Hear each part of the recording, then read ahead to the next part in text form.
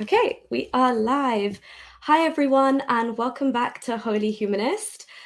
We are here for part 5 of the series with the wonderful Lloyd, looking into South Arabia, Yemen, Ethiopia, things like that, and really kind of trying to dissect what historically could have had an impact on how Islam came into fruition. Sorry, by the way, if there's a little bit of a delay, people, between these parts. I think between us, Lloyd and I have quite hectic schedules, mine a bit more so recently. So I do apologize. And just before we get started, as usual, Lloyd's channel is in the description, as are all the ways that you can go and support him. So please do, please go like his channel, subscribe to it, and share it as much as you can. And similarly, please like and share this stream as much as possible. Also, I hate to say this because we are on part 5 now, but just for the record, again, if you guys, whoever's watching, this is a very, very insanely technical historical topic that we're kind of unpacking. So there are a lot of questions surrounding it. There are a lot of offshoots. We could go on a lot of tangents, but as far and as much as possible, if we can keep the chat relevant to what's being discussed in the presentation. And as always, feel free to send any questions via super chat, especially if it's in that moment that you want something clarified or expanded on, and we will do our best to help you with that. So yeah, without further ado, Lloyd, welcome once again. Thank you so much for being here. Again, thank you, Nuria, for having me on the channel. Thank you for being interested in what I'm doing, and also for hosting and asking such great questions. And to your audience for being so engaged and asking some really great questions too. My pleasure. And thank you. Yeah, my audience is fab. I'm actually very impressed. Hi, Zagros. Welcome, John Stopman. We've got a couple of the regulars here. Welcome, Foji Serial. Thank you all for being here. And yeah, so then let's get cracking on part 5. Okay, so let me go. I'll share my screen. Sure. So screen 2. Right.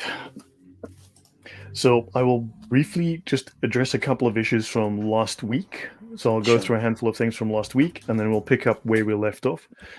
Just a sort of brief overview and a refresher, and then move on to the latest slides. So last week, someone asked me about Rahman, and then I was looking for something in the Encyclopedia of Islam, which I actually did find, but I didn't realize that I'd found the page. When you're in a rush, you don't always, read see what's in front of you. But yeah, it happens. So the question related to the Basmalah at the end of the day, right? And I wanted to mention this. The Basmalah, the Islamic Bismillah, is put to work in the composition of the talismans admitted by the Siqh. So talismans, this has to do with magic, and they call it apparently lawful magic. It is said that the formula of the Bismillah was inscribed upon Adam's thigh, and upon the wing of the angel Gabriel, and on the seal of Solomon, and it was inscribed like a tattoo, I guess, on the tongue of Jesus.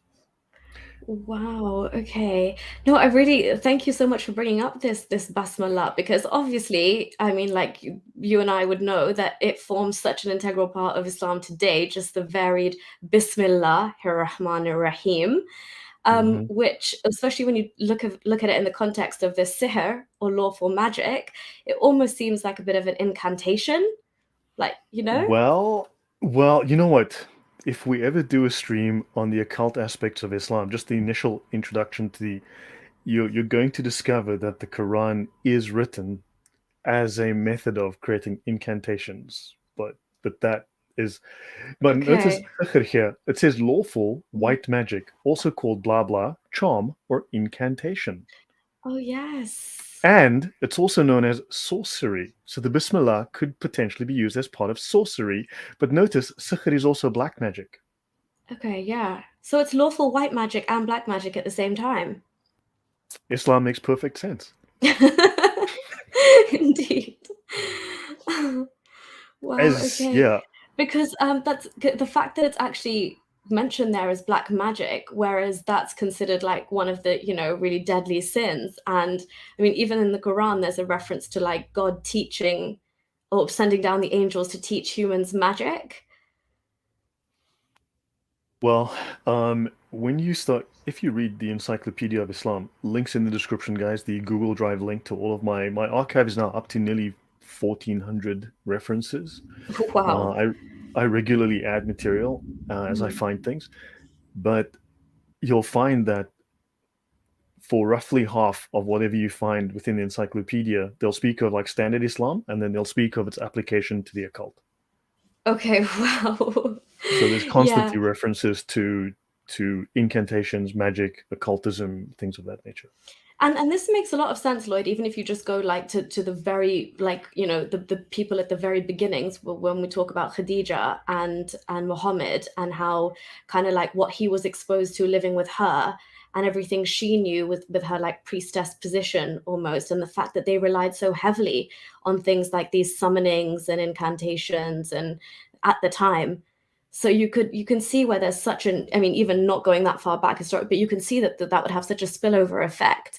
But the fact that you're saying the entire Quran could be read as a series of incantations as well, that doesn't surprise me. You just reminded me. There's a reference. I don't have it right now. I can look it up for next time, or if it occurs to me, I'll try and find it. Sure. There's and I the problem is that I don't have the sources right now. The sources may exist, but they'll be in Arabic, and the guy that translated it didn't provide the reference sources.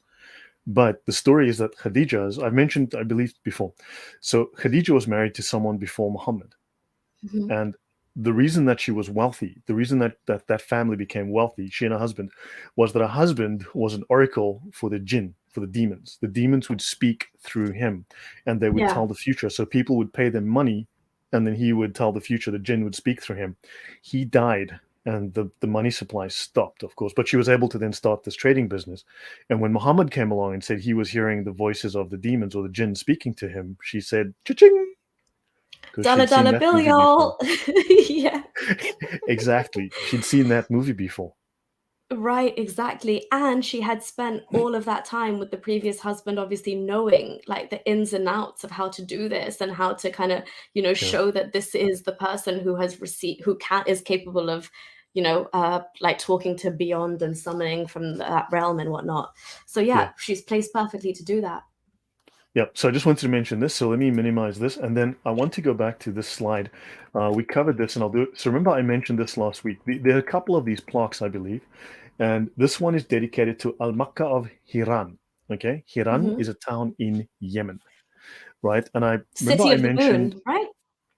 no, that's Oh, that's Haran Haran. Oh, in yes, Turkey. right. This is Okay, Hiran in Yemen. The okay. Haran is in Turkey.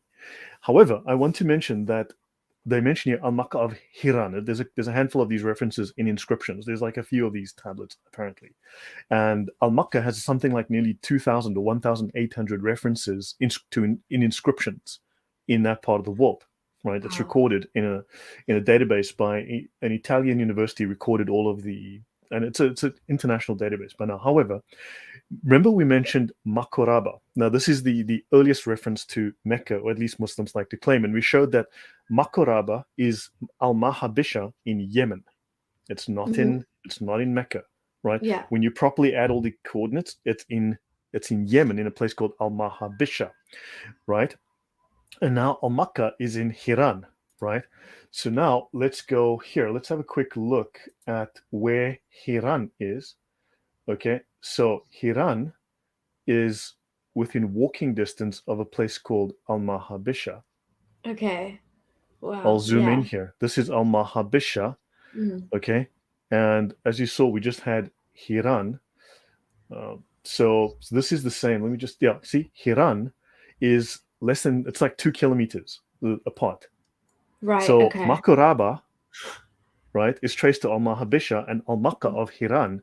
So when they say that Makuraba is Mecca, and Al Makkah, the god, remember, is in Hiran. These two are walking distance apart.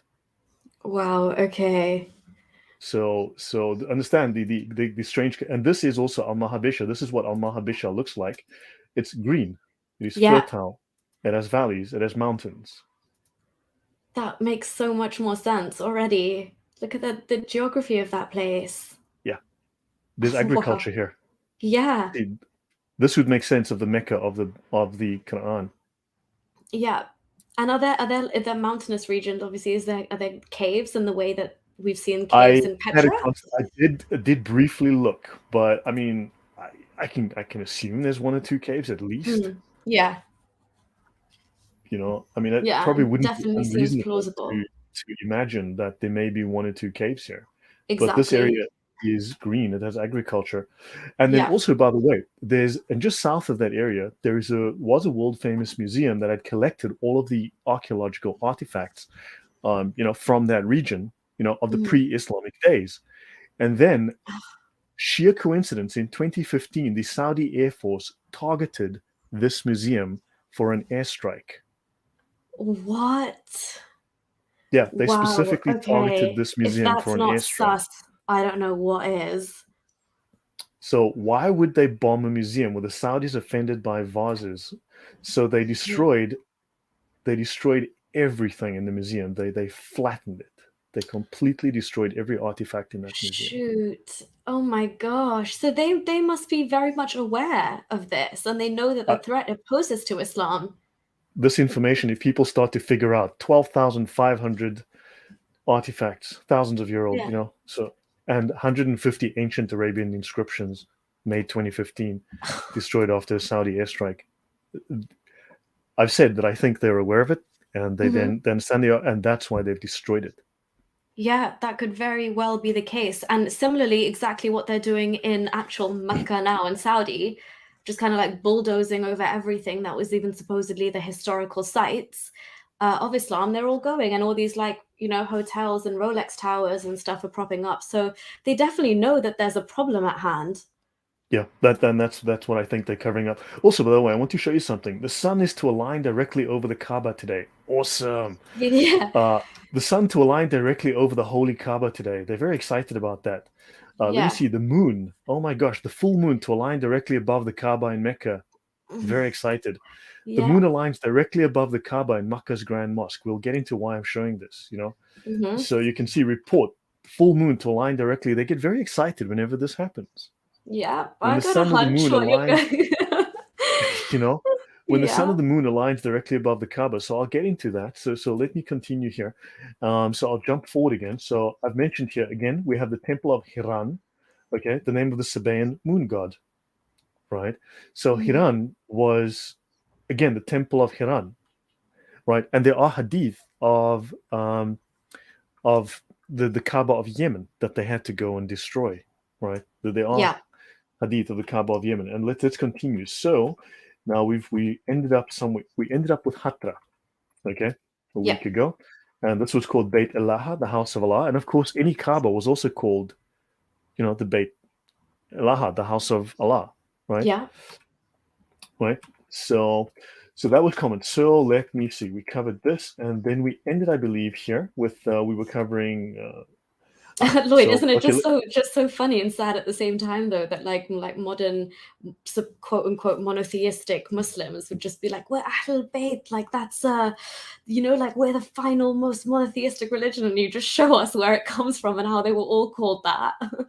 yeah, and yeah, they were polytheistic. Yeah. So of Yeah, course we've mentioned Yasin. Again, I still forgot to go and fix all so I may have the surah numbers wrong. Okay, so just deal with sure. that. So the heart of the unholy Quran, Yasin. Okay, Ya is also, you can see that as part of the root of one of the moon gods, and then Sin, of course, from Babylon. So the moon god of Babylon, and this is the heart of the Quran, right? Al Qamar, Ar-Rahman, we've mentioned that. I just showed you that a little bit, and then of course you have this guy, Molech, right, which Yeah. we discussed previously. Molech, Baal, Allah, Hmm. Al Makkah, Yeah. right? Uh, so at least in some contexts, in some instances, they are the same deity. It would strongly seem. And then, of course, we mentioned Sirius. That, of course, in the Quran, Allah is the Lord of Sirius. Sirius is the offspring, the child of the sun and the moon god. And Allah is the Lord of Sirius, which I think is a pagan reference, which they forgot to properly edit in the Quran. Hmm. It's an admission to me, at least, Yeah. right? And then, of course, you have these things. And okay, I'll skip that. This is not that critical. And of course, they do mention that a star worship by some ancient pagans. Allah alone is the Lord of Sirius, Oh my goodness. Yeah. right? Quran 53:49. And he alone is the Lord of Sirius. Now, Sirius is a pagan god, Yeah. right? And Allah is his Lord. Now, Sin was the Lord of Sirius. Yeah. Yeah. So This is madness because this is now directly, like, we're not even talking hadith here, Lloyd, we're talking the actual Quran. yeah, That is verbatim what it says in yeah. the Quran. And this term here, Shinain Ra, Shin, the moon god Mhm. Shin, Yeah. you know, I just find, and Ra is also the Egyptian moon god, or at least an Egyptian god. So Yeah. I know, I mean, let someone else look at that, but Shira, right? And then of course they do mention within Al Jalalain, Tafsir Al Mhm. Jalalain, the star lying beyond the constellation of Gemini, worshipped in the time of pagandom, the Jahiliyyah, and Ibn Abbas, who is the Lord of Sirius. Okay, and he says that which was worshipped. So they admit that. So I just Wow, because find I that, was just going to ask you what the tafsir on this says and if they try and twist and turn it, but no, they fully do accept it was worshipped in the time of pagandom. yep. And so I just need to go back and read the I'm gonna do the typical Muslim thing and read the line above and below this again just to put it into context, but that is very damaging. yeah. So and I mean, even in Quran.com, you've got a star worshipped by some ancient pagans. Yeah, yeah. Right. So they've got this reference here. So now let's continue. So this is where we ended last time. Göbekli Tepe, the world's oldest series of temples, right? The oldest complex of temples. In fact, there's one now discovered, as I said, that's about 2,000 years older than Göbekli Tepe. And Yeah. there's multiple of these all over that geographic region. There's like 19 of these at least. The one article I read said there were dozens, but the Mm. map showed 19 of these temple installations. Right. Okay, So wow. probably they have more they haven't revealed the locations of yet. Yeah. And the world's oldest temple is built to worship the dog star, Sirius. New research, this is in New Scientist, not Wikipedia. New research has revealed that the world's oldest known temple, Göbekli Tepe, was built to worship the star Sirius. It's at least 12,000 years old. Right? So Okay, isn't so that this is fascinating? Yeah. yeah, no, go ahead, go Go on. ahead. No, please go on. No, I'm just yeah, exactly what I think you were going to point out as well. Isn't that fascinating that the world's oldest known temple, which was dedicated to the worship of the star Sirius, is literally the exact same reference we find codified in the Quran? Yeah. That is a direct link. And this is within technically walking distance of Haran, where Abraham was, who had the religion of Abraham, Wow, there we go. Okay. because they were looking for the first religion, Yeah, right? yeah. And this is near, And they would be right? right, technically, if they were looking for the first religion, right? I mean, so far as how much we know thus far, if this is the world's oldest known temple, this essentially was the oldest, well, at least the oldest religion that was a temple built to carry out those practices. So, according to that, what you were telling us last week about them actually going out to find the religion of Abraham or the world's oldest religion, they have stumbled on, and as you said, very plausible because of the walking distance as well, the geography that describes it that also makes its way into the Quran. It all comes together nicely, Lloyd. I see Yeah, this. it's just a little strange, a little weird, Yeah. right? Now, let's have a look at this Sirius worship. You have two pillars, and the star lines in the middle. Did we see pictures like that just a few moments ago? We did. If you just accentuate those pillars, put the Kaaba there with the black draped cloth, the moon was right on top. Yeah, you see the similarity, the parallel here. This, Yeah. A- and how they are getting actually I never come across that even as a Muslim, like, we're getting excited about the moon or the sun lining up, but they are genuinely excited about that, and that's so similar. yeah. And the Kaaba is technically aligned on Sirius. And then remember, the Kaaba represents Allah's house on earth. Yeah. Sirius is like the house of Allah in the sky, and everything circles around Sirius, right? And then, of course, the Kaaba is pointed at Canopus, the second brightest star in the sky. So it's Right. aligned on Sirius and Canopus. Wow. Okay. And Yeah, that's we've very mentioned that. I will get intentional. back to that. Yeah. Yeah. Yes, it's definitely. So let's continue. So now let's go to Molech. Okay, so that wraps up most of the introduction there. Just to the housekeeping from last week. So Molech, Canaanite deity associated in biblical sources with child sacrifice. So the name derives from combining the consonants of the Hebrew melech, king, with the vowels of boshit, meaning abhorrence or shame. Right, the latter often being used in the Old Testament as a variant name for the popular god Baal. So now Okay. you have Baal, Molech, and last week we discussed Baal, Molech, Al-Makkah, Allah, Yeah. right? So There are monoliths in North Africa that bear the engraving MLK, Malik, okay, often written as Malik Imr or Malik Dim, which may mean sacrifice of lamb and sacrifice of man. Okay. This practice continued in Africa. Yeah. So in North Africa, Moloch was renamed Kronos, right? Saturn. Kronos migrated to Carthage in Greece and in mythology became a titan and the father of Zeus. Moloch is affiliated with and equated to Baal. Okay, so Baal can be a general term or a specific name, right? Yeah. So examples of words with the root Malik: Mamaluk, Melchizedek, Melkite, Moloch. It's West Semitic. It means to rule, to dominate, to possess. But notice, again, when we looked at the definition of deen in Islam, to rule, to dominate, to possess, to own, right? And so you've got this. So you've got these two contexts, but within the Jewish context, within the Hebrew context, it's king, but a king of shame or an abhorrent king, an evil king, right?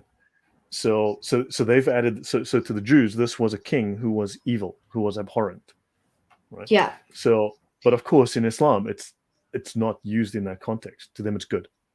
Yeah, exactly. Because God is like in one of the surahs of the Quran, it says Malik al Yawmiddin. So the word does appear as in like God is the king of the kings in that sense. Yeah, in a one of the names of positive. Allah. Yeah, exactly. Yeah, so there you go. So now let's have a look. Silm. So okay, we've discussed this a few times, but I've discovered repetition doesn't hurt. Silm, root of Islam, means graven idol. So in Strong's dictionary, if you look at the Hebrew H423, Allah, okay, it's an imprecation, it's a curse. Allah in the Hebrew is a curse. Wow, okay. So Molech is an abomination, and Allah is a curse in the Hebrew. In Islam, Malik is a good king, and Allah is a good deity. Yeah. Exactly the opposite. Great, the greatest, exactly. The complete opposite. So It's an inversion. How have we got this inversion, Lloyd? What's happened here? I don't know. I mean, just but there's room for some additional exploration into. I mean, any one of these things can be taken and expanded upon, explored further. Yeah. But basically, I mean, obviously, this stands in opposition to the God of the Bible. Yeah. Right. So they stand in direct opposition. Right. So this is an anti-religion in that sense. Yes. It's also interesting because when we see in the Hadith and things like that, the position that Muhammad takes a lot of the times is to always just emulate the opposite or do the exact opposite of what the Jews were doing.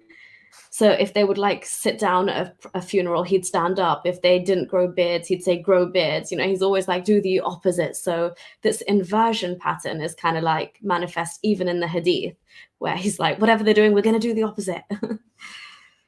Yeah, I know. Yeah, exactly. So you've got this literal inversion, this literal opposite. All right.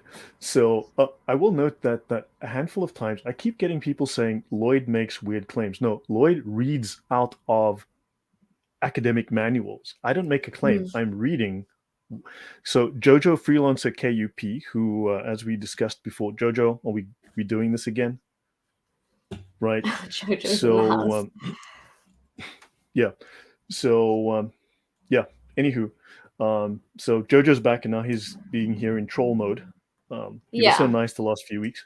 Okay, yeah. so now Jojo, you were like doing really well. I thought we were engaging really wholesomely, but I guess not. Anyway, my mods are amazing. So if it does get out of hand, I'm sure they'll. Now notice Silm, Muslims are always keen to tell us, man, Silm Islam, means peace, right? So thou shalt not make unto thee any graven image. We often told that the Arabic root, the triliteral root, es-salam, means salam, right? Islam, right? Yeah. They're always happy to tell us peace and submission. It's a common Semitic word in Strong's H6754 and 6755. It means image. It means heathen gods. It's really the Bible speaks very strongly against it in 2 Kings 11:18, Amos 5:26, and Daniel 2:31, right? And then Esselem, the earliest known form, is in the name Shalem, the ancient god of dusk, the Ugarit Canaan Syrian star Venus, the evening star. Wow. Okay. Right, and it's the offspring of El with Aterat. Now remember, this is the sun goddess with the main god. El would be Baal. El would be Al-Makkah. El would be the god Sin, the top deity, the top pagan deity. So the star god is the child. Remember that, the Lord of Sirius. Allah is the Yeah. Lord of Sirius. Now you've got another star, Venus, right? So, I mean, we know that Venus is a planet, but it's just called the evening star. And then, of course, in the Akkadian, you had Salmu, Salamu, inscribed, graven image, statue. So the earliest uses of Salam was for graven images, for idols, for paganism, star Wow. gods. Why would Islam then choose this word? Why this? And this makes up the very root of the entire religion. The word Muslim, the word Islam, everything comes out Yes. of this Salam root. Correct. And the oldest link is straight to paganism. So the Aramaic and Syriac, Salma means image or idol. So you're back to graven images, graven idols, right? It's found in the Nabatean, in the Palmyrene, and in Hatra. We discussed Hatra. That's that little. We discussed Hatra. Do you remember last week? We showed Hatra. Yeah. Let me go back to Hatra. I'll just bring it up briefly. This is Hatra. This was that 2nd century Arab kingdom right up here in Mesopotamia, right, in northern Iraq. And there were a number of these were Arab locations. They had all of the different gods were represented there, right? And they were trading stations. So the Arabs controlled this area. They were the king of the Arabs, the Malka, right, the Malik. And of course, this was also known as Beit Allah, the house of Allah. Yeah. And that was, like, as you said, the melting point of where all the gods were kind of worshipped. Yeah. And just like the Kaaba in Mecca. Exactly. Yeah. Yeah. So again, there's that strong similarity. This one is not. Oh, okay. I haven't finished this one yet, but okay. So I've finished this one. Okay, no, almost finished this one. Let's go back here. Right. So you find this everywhere. This root Salam. So in all of the other religions, it's pagan, right? Yeah. And in pre-Islamic, okay, Salam is often an object dedicated to a deity, but this would be a graven idol, right? Yeah. It would be. So okay, you even have the feminine. There's a feminine version, Salamet. In Yemen, it's singular, dual, and plural, so it can mean one or more, right? Used of anything vain, an image, a likeness. It's in the Syrian, the Chaldean, it's an idol. In Arab, it's an image. Right. Okay. Same as the Hebrew, it's an image, it's an idol, a graven image. Yeah.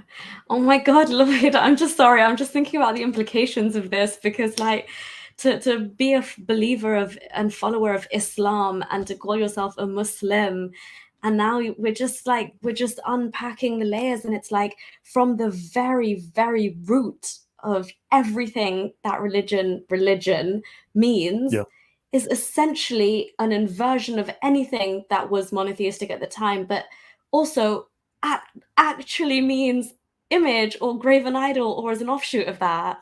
That's insane. Yeah. So this is like really, really interesting, right? So now in Akkadian, Salmu means inscribed image, large or small statue. In Hebrew, the Selim means image or likeness. In the Syriac, Salma means image or idol. It's used in Old and Official Aramaic, Nabatean, Palmyrene, Hatran. That's Hatra again, that place. And the Old Syriac inscriptions, the image of a god, right? Statue, Selim, statue, image, Dimit. Dimit is actually a kingdom that was in northern Ethiopia at one time as well, the pagan kingdom. So that's back to Ethiopia. Likeness. And in Nabatean inscriptions, the word for statue is Selim. Wow. Okay. Now, isn't that interesting? From Nabatea. That's Petra. Exactly. That is insanely interesting. That there's so many dots here to potentially connect. Yeah, I think maybe I'm going to open this up. Okay, I'm just going to bring this over quickly. Sure. Yeah, this is Jewish and Christian religious influences on pre-Islamic Arabia on the example of the term Rahmanan, the merciful. So when someone asked me last week, so let me just see, there's a handful of, actually, you know what? I need to go back to, so this one is called, I'll just take the super chat while you're getting sure, it up. You do that, please. Yeah. Myth Vision, Derek, thank you so much for stopping by. Honestly, I really, really appreciate you being here and all the love and support you always show. Derek is saying, I appreciate your content, Nuria. I just want to show a great content creator some support. Thank you. That means the absolute world. And while everybody is here and engaged, I just want to say, if you aren't already following Myth Vision podcast, I don't know, are you living under a rock? Because that is the place to be at the moment. That's exactly where the party is at on YouTube. I'll just share my screen. This is Derek's channel. Please go ahead and subscribe. I hope you guys can all see it. But you can see, like, he is literally going in every direction right now. It's kind of crazy. Like, not just the debunking religious myths, but looking at stuff from a scientific perspective, a philosophical perspective. He's going the full mile. So definitely go check out his channel if you haven't already, because you are severely missing out. But yeah, thank you so much, Derek. I really appreciate that, and I look forward to doing something soon with you, because we are going to get something penciled in. So yeah, excited. All right. Yeah. So I'm Lloyd, not let me sharing share your right now. screen again. Yeah. So here we This is go. just briefly. This is one of those papers that I've got in my. I had highlighted everything, but for some reason I don't have the version that I'd highlighted. I must have. So I had the relevant sections highlighted, but I'll just briefly run through this. So Sure. someone asked about Rahmanan, the merciful, right? There's Rahmanan and there's Rahman, right? There's two N's and one N, right? So there are some differences here and so on. However, Rahmanan there was a big fight going on over Rahman. Okay, Mhm. right? So the Christians and the Jews called Yahweh Rahman, but then there was also this Rahmanan, right? Ancient South Arabian moon god, right? Yeah. And so you also had different religions which were like quasi biblical that were also using Rahman, and you had this competing prophet.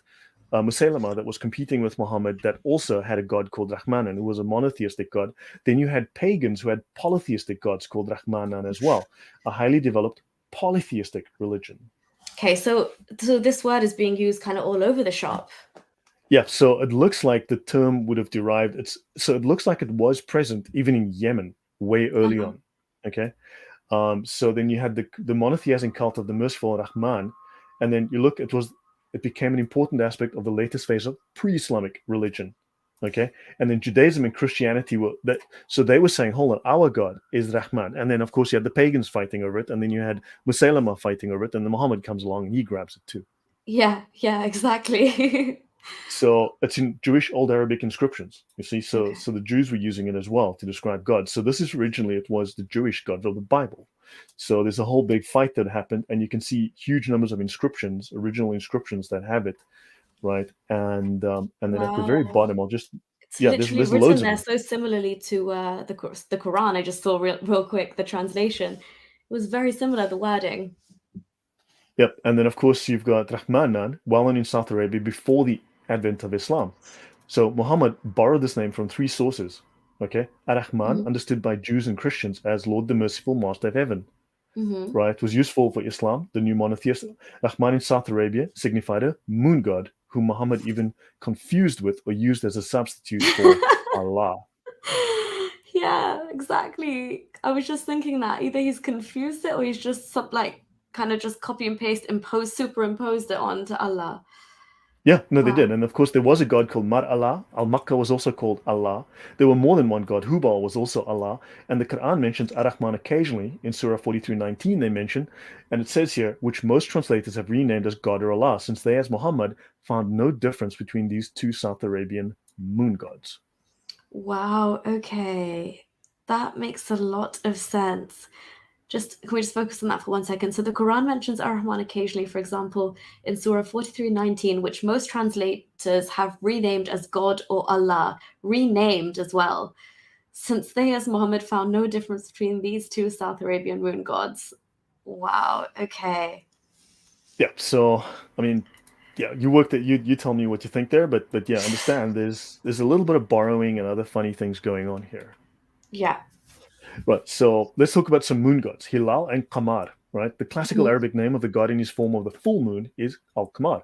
Arabian names for the moon god include An-Na'ir, the luminous one, Sa'in, cognate of the Babylonian Sin, Mm. okay, to the ancient Hadramites, that's the Yemenis, Qal, to the tribe of Kinda, Yemenis, Wad, love to the Manaeans, and Warak, wanderer, to the Himyarites and the Sabaeans.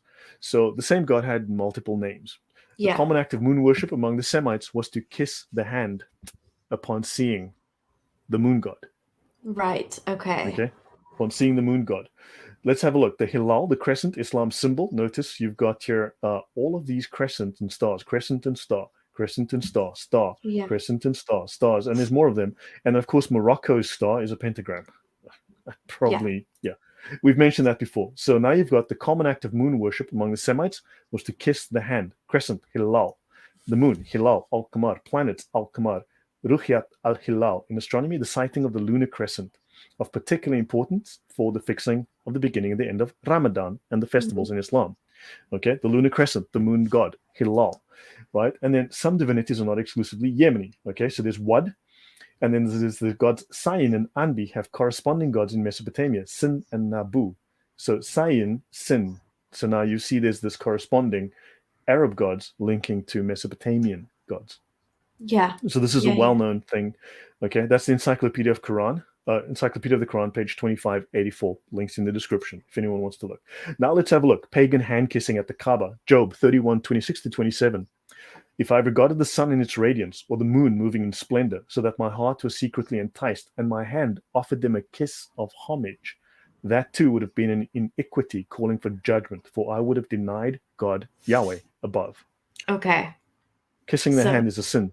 Yeah, clear, that exactly. That's not on when it comes to monotheism for sure. That's what's being said here.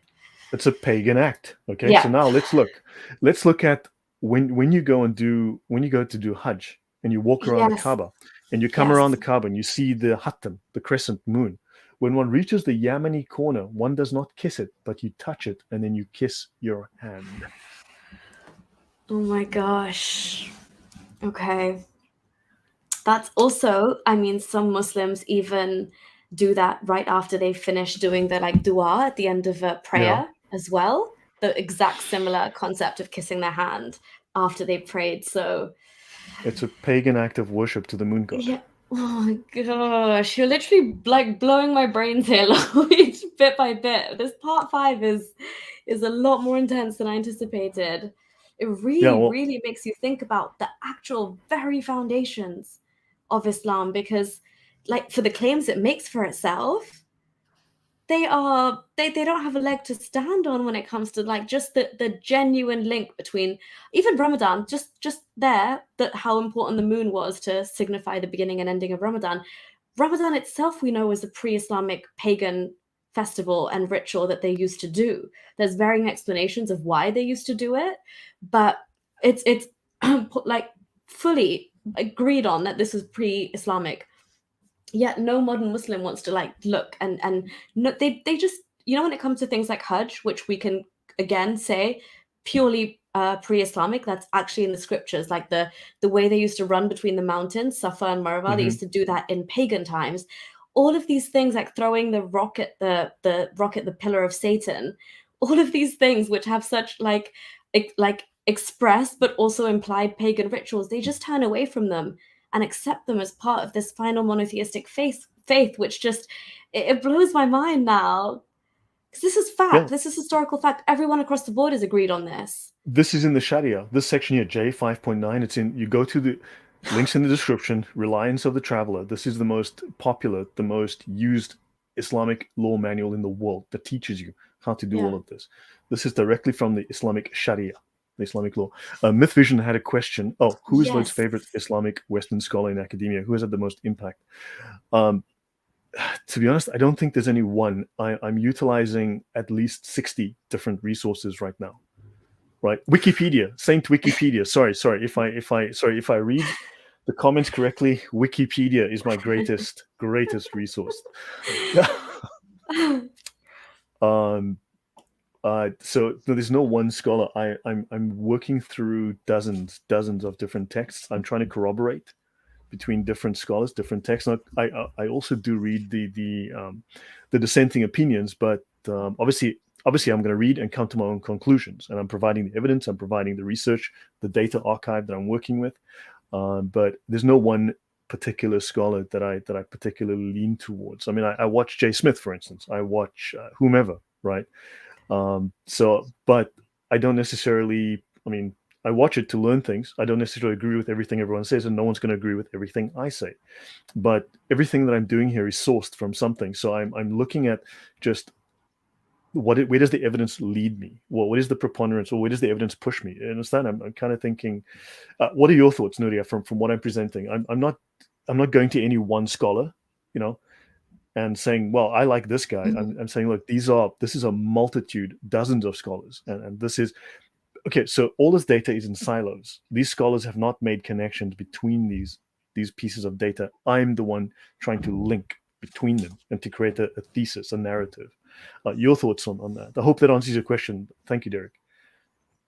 Yeah, Derek, thank you so much again for the super chat and for your question. So yeah, I completely agree, Lloyd, because I was going to push you and say if you had to choose one favorite, but I agree, and that's why I found your presentation really, really appealing, was because the fact that you've gone ahead and like you kind of corroborated across the board, but also the fact that you haven't just kind of like piggybacked off any other scholar and exactly what they're saying. So you're not afraid to kind of like take these turns that are necessary. And as a result of doing that, perhaps like you've managed to connect dots that, you know, maybe they've overlooked, for example. So that's what I really, really found appealing. The fact that like we can still take all of this information on board while also keeping in mind the Petra theory and then kind of putting all of this together, because it just paints the bigger picture and keeps kind of giving us more insights into what could have or inevitably did lend an impact or direct influence on Islam, or if not direct, subtle influences.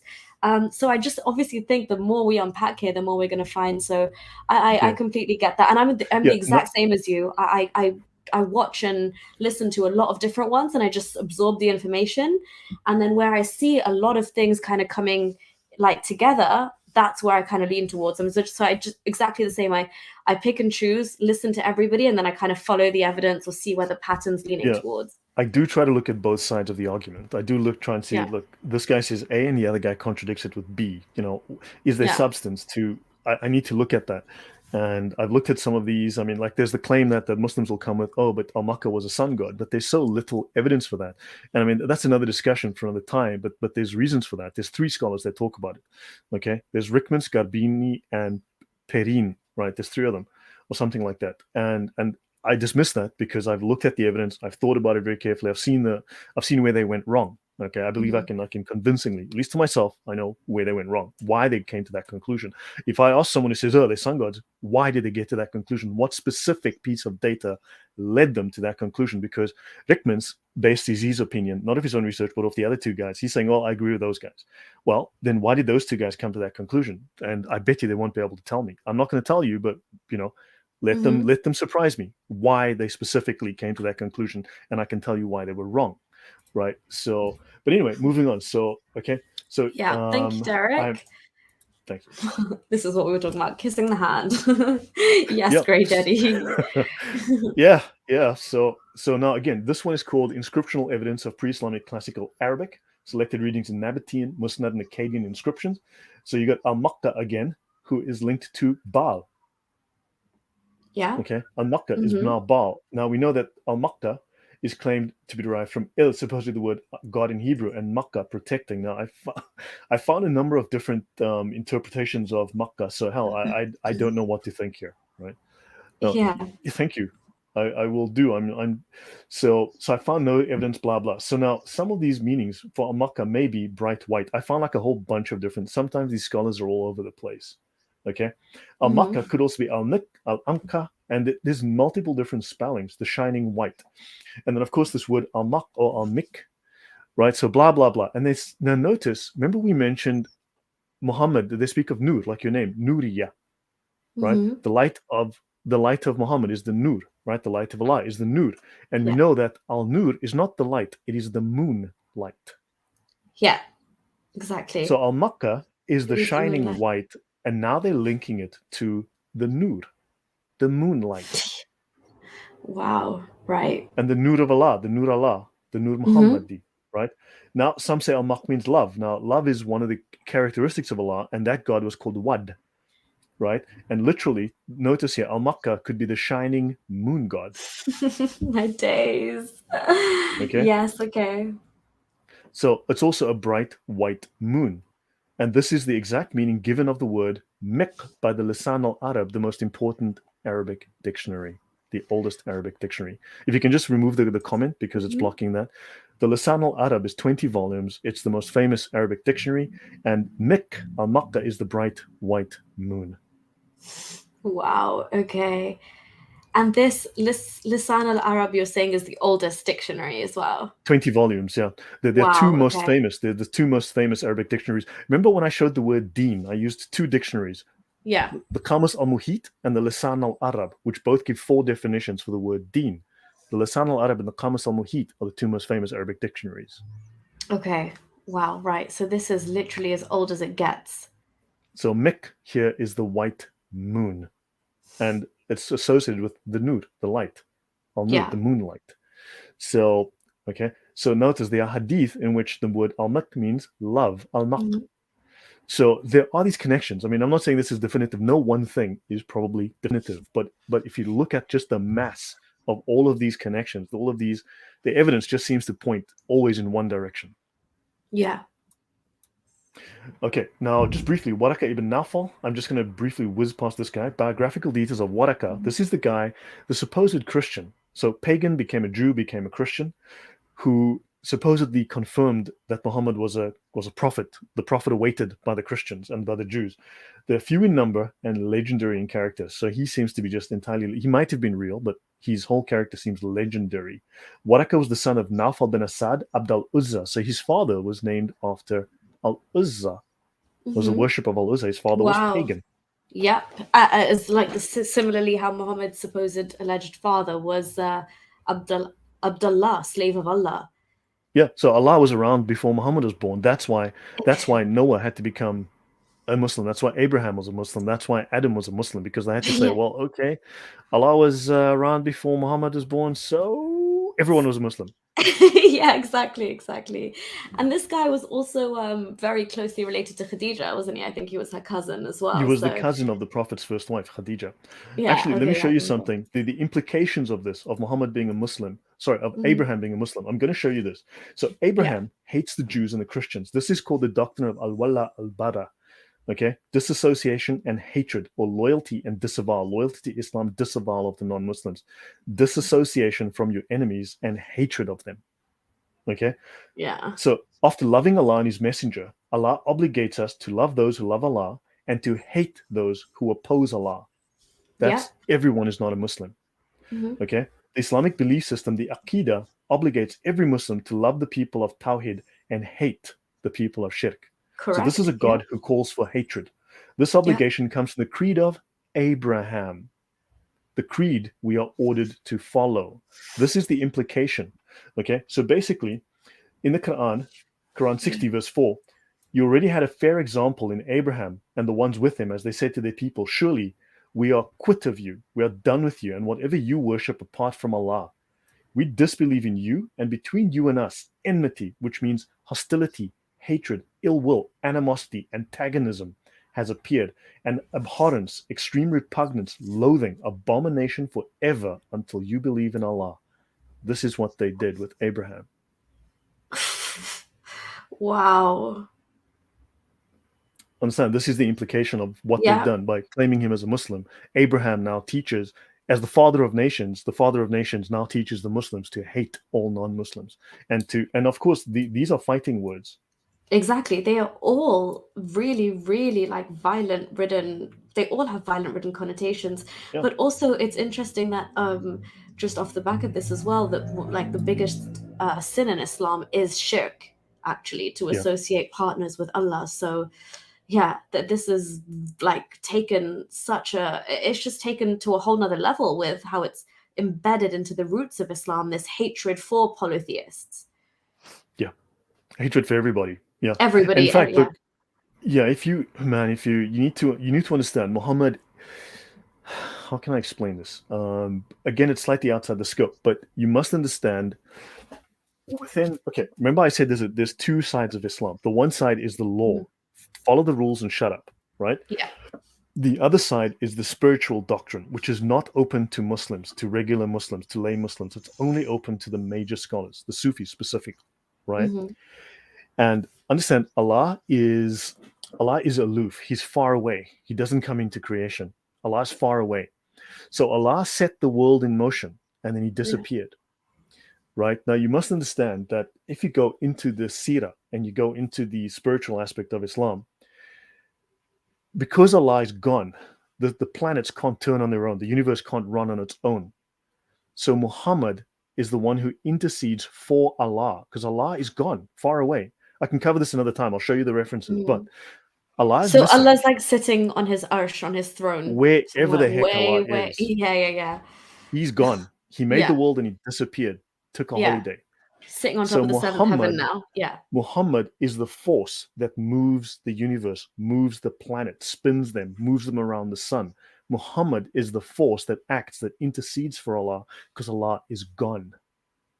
Wow. Okay. The universe was made for Muhammad. Yeah. Yeah. Okay, Muhammad was there at the creation. It was made for him, and he now is the force. The Ruh Muhammadi, the spirit of Muhammad, is what moves the world. Wow. Literally, Okay. that is shirk of the highest order. If you read the Sirah, you'll find that Muhammad's a deity and the critical partner. Allah cannot function. The world cannot function without Muhammad. Yeah. You see, I mean, you see implications of that anyway. Even I think there was a Quran verse, I can't remember off the top of my head, but there is a very damaging Quran verse as well, which basically interchanges the two, or really points at the fact that you like worship Muhammad was kind of given preference and precedent over worshipping Allah. I can't remember off the top of my head what it is, but if I find it, I'll add it to the description. But same thing exactly. You kind of wonder to yourself, is Muhammad deified in the sense that, He is. like, yeah, Is you go into the Sirah and he most I showed that in a couple of episodes ago. Yeah. So yeah, he most definitely is. But I it mean, also like those are just shows what even sorry for example the blasphemy laws that we see in a lot of the countries where it's still they have put so much more emphasis on like blaspheming against the prophet. Nobody really cares about Allah. It's literally this is Muhammad and his like deification, i.e. cult of personality that we have to protect over everything, even over God himself. correct. Remember, we covered this. I'll just briefly run through this again. This is the Sharia law. This is the Islamic law. It's called the summary of the unsheathed. This is the summary. It's not the full work, but it's a summary. The unsheathed sword against the one who insults the messenger. Note, not the one who insults Mo. Allah, yeah. Right now, notice this is okay. So this is it says here. We've read this before. Mm. Whoever insults the prophet is to be killed, whether they are Muslim or a disbeliever. Why do you think Samuel Paty was killed in France?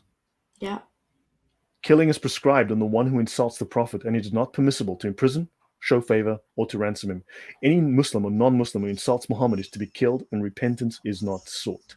This is the law. Right? I covered this at length. Yeah. That's a right? madness because even when in countries where you have blaspheme supposedly and it's not to do with the prophet, they try and give that element of we'll give you 3 days to repent. But in that script, in that text you just showed us, if you have said anything about the prophet, there's absolutely no leeway. There's no window of repentance or any margin of error. You are done for. You're killed.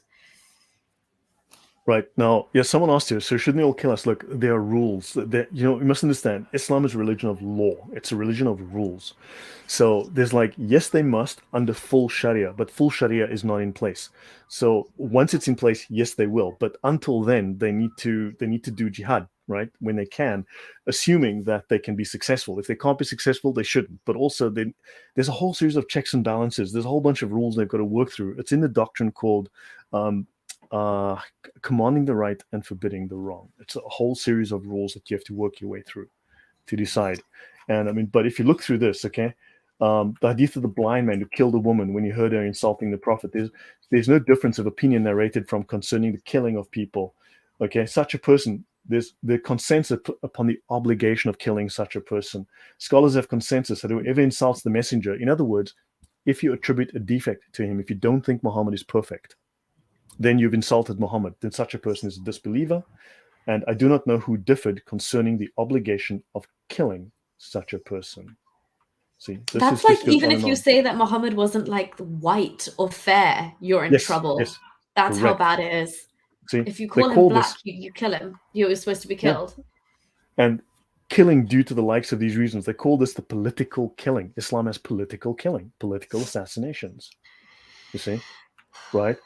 There are texts from them that the one who insults the messenger is to be killed. Now, if you go through this book, you will find reference after reference. You must fight them, kill them, fight them, kill them, fight them, kill them, fight them, kill them. Zayd is to be killed. Those who invoke any other gods shall receive the punishment. Punishment is killing. Okay, so killing. Okay, fought. They must be fought. They must be killed. They must be fought. They must be killed. It's just constant. And sorry, Lloyd, even just in Muhammad's own time, for example, what we read from the scripture in the Hadith, there was that instance where there was this man and he was considered to be like the most pious, pious Muslim of them all. And Muhammad actually said to go and kill him. And the man went into the mosque to pray. And so um, one of the companions said, "Oh, I'd go and kill him, but then it's forbidden to kill a Muslim while they're in mid prayer." So he came out and said, "Oh, he's praying. I'll kill him once he leaves the mosque." And then the other companion went in to kill him, but by then he had like fled and run away. But Muhammad then, in his own, this is a story from the Islamic scriptures themselves, where Muhammad, in that own time, is killing off somebody who is supposedly one of the most true believers of his own faith. Because like I don't know what it was with obviously you also mentioned that he had a competing prophet at that time, which he didn't like at all. But by the same breath, this killing, if the leader of this cult, so to speak, is okay with killing somebody who is the most ardent follower of that cult out of whatever reason, that's a killing that's ridiculous to even like consider. So imagine how they would consider killing anybody else for political or religious expansion purposes who they consider or deem to be an unbeliever. Yeah, it's called for since the time of Abraham to hate Yeah. us.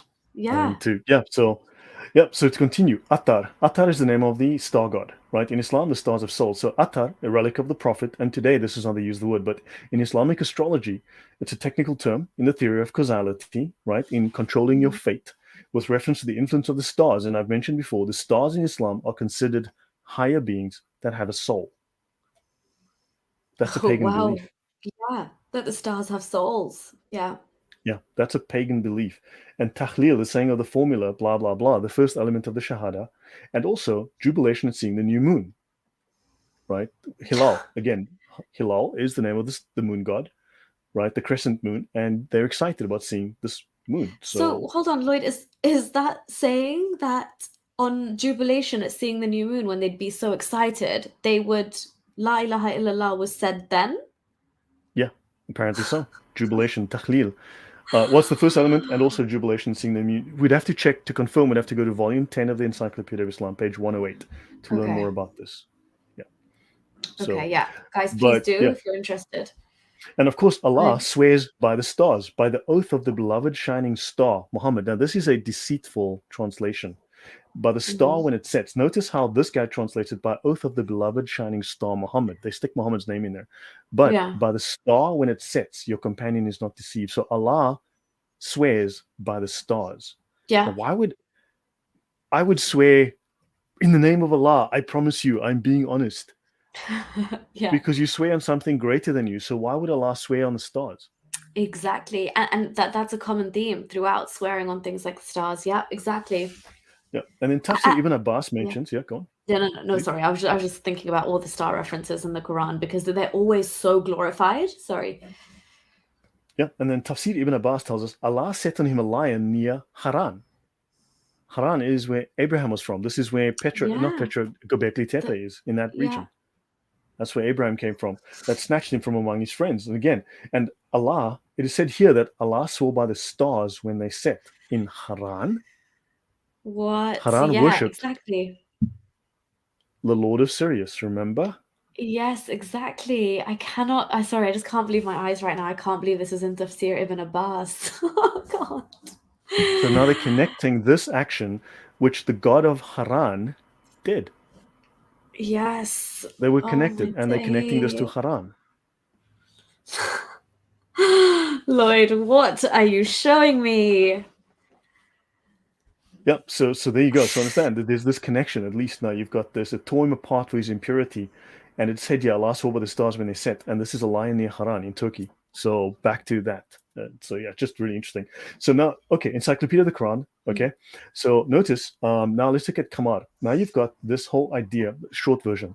Qamariya are the moon letters. So the Arabic alphabet has sun letters and moon letters. Okay. The Okay. Arabic alphabet has sun and moon letters, probably no relationship to moons or anything. And notice the alphabet contains 14, the tajweed. Okay. The alphabet contains 14 shamsi or solar or sun letters and 14 kamari or moon letters. Wow. Okay. Okay, some letters are those that blend. For example, Yeah. in spoken Arabic, Al-Rasul, the Prophet, is pronounced as Ar-Rasul because Ra is the blending sun letter. Ra is also an Egyptian god, Yeah. right? So now Yeah. that's fascinating. But actually, let me go. Actually, you know what? Let me look up something here. Um, let me just remember. Uh, so, uh, Akhruf. Yeah, let me just look this up briefly. So, Akhruf. This is fascinating. I'm really mind Okay. blown today. So they speak of the Akhruf and the Qira'at. Just reminded me. So in Islam, they speak of the Akhruf and the Qira'at, right? The different versions, the different readings. And they say, no, an Akhruf is a letter of the alphabet, which is correct. They say Akhruf, harf is the singular, plural is Akhruf. Akhruf is the plural, the many, right? Akhruf means word, which is correct. It also means a Quranic reading, a dialect, which is correct. Mhm. However, if you go into the Encyclopedia of Islam and you go to like this reference, you'll find it's pretty short. It's just a couple of sentences to tell you, yeah, blah, blah, blah. But if you Mhm. want to see like 3 pages worth of explanation for what akhruf really means, you go down here and you go to the ilm al-khuruf, ilm al-akhruf, onomatomancy, a magical practice based on the occult properties of the letters of the alphabet and of the divine and angelic names which they form. Oh my god. Wow. Okay. So even Lloyd, even the alphabet now, Yes, the even the Islamic alphabet letters. is magical. Yes. So I'm just going to go. I So yeah, cannot so let me deal with actually go this. find this. So this is volume 3595. So let me actually just bring that up. Let's go and find that page and see what they tell us. Were you just out of interest? Were you kind of taken aback when you discovered that even the alphabet supposedly has this like magical occultist elements Yeah, to it? And I have no idea what to make of this stuff. yeah, I yes. Thank you. I just wanted to know that like your reaction was a bit similar to mine. Like, what? Yeah. So this is the part they forget to tell you. Let's have a look at huruf, akhruf, okay? The Mhm. science of letters, ilm al-huruf, the science of letters. Onomatomancy, it's a magical practice. Give it the name Semiya, usually reserved for white magic. Well, if we've just noticed earlier, white magic, black magic, ash magic. Interchangeable. Yeah. And they speak of the occult properties of the letters of the alphabet. They speak of arithmomancy or gematria, Arabic gematria, based Mhm. on alchemy. The 28 letters of the Arabic alphabet are divided into 4 categories, each of 7 letters corresponding to the 4 basic elements: fire, air, water, earth. The fire letters, the air letters, the water letters, the earth letters, lunar and solar letters used for magic, for incantations. Wow. These guys were hocus pocusing it from the day dot, even enshrined, woven into the alphabet. The letters, the connecting letters. Yeah. This There's I stuff going on here that we don't know about. Let me tell you something. We can't haven't even begun to dig. fathom. Lloyd, if no, because So if this is correct, and like then you are so accurate when you say we haven't even begun to dig how yeah. deep this goes and what these links are to like occultism, whatever I mean, there's probably like Kabbalistic elements to this, the Sufi There's thing we need Arabic to, Kabbalah. Yep. yeah. This Yeah. whole This element of stuff. mysticism that is like deep seated. It's Oh almost yeah. dark. It's kind of like It's dark secret. and I was gonna say it's like secret sorcery school. So understand there's stuff going on with Islam that we don't know about. So notice we've Yeah. mentioned this, right? Yeah. I see if I missed any questions. So let's have a Yeah, quick guys, let us look know if you here. do have any questions as we're So talking. so light also this is from the Encyclopedia of the Quran. It's six volumes. It's like 4,000 pages or whatever. Light also refers Mhm. to the sun and the moon. They separate, they distinguish. Moonlight is called nur. Sunlight is called diya. Mhm. But remember, when they speak in Islam of It's always the light Noor. of Allah, it's the nur, not the Always. sunlight. It's the nur. Yeah. Okay. So understand, may the sun the light and the moon the light, and it's always they speak of Qamar Nuran. Qamar is the name of the moon. Your name is Moonlight. Nuria. Yeah, Yeah. So mine's like the moonlight of Yah, it's Yahweh. probably that. Yeah. I Yeah. look. I don't know. I mean, I'm I assuming think so. I don't. yeah, because it's Hebrew. Yeah. Then it's the light So of. But the thing is, I mean, look, we don't want to be overly simplistic in the way we interpret this as well. But I'm just Mhm. presenting evidence, and I'm saying, look, I mean, this can be unpacked further. Any one of these things can be unpacked further. Yeah, Let's have a for look at the sure. pagan moon religion. In other cultures, the moon was female, the sun was male. The genders are reversed in Arabia. The moon is masculine, just like in Of Babylon, course. oddly enough. The Yeah. star is the son of the moon. Okay, the offspring, the child, right, of the moon and the sun. In Islam, they fast from the moon to the moon. Islam is a lunar calendar. Islam's Yeah. mosques all have pagan crescent moons. Notice this guy. Oh, there's another thing I've got to bring up here. Yeah, right. So notice, you'll see here. I'm just going to bring this over. Let Yeah. me go back to you. Now notice here, this beautiful little picture here. This is, see, look at the horns and the sun between. Right, now look Yeah. here. Look how Yeah. excited they get about the moon above the Kaaba. So now you've got, look at these horns. They're so excited, they photography that it's in your face. It is in your face. You are right.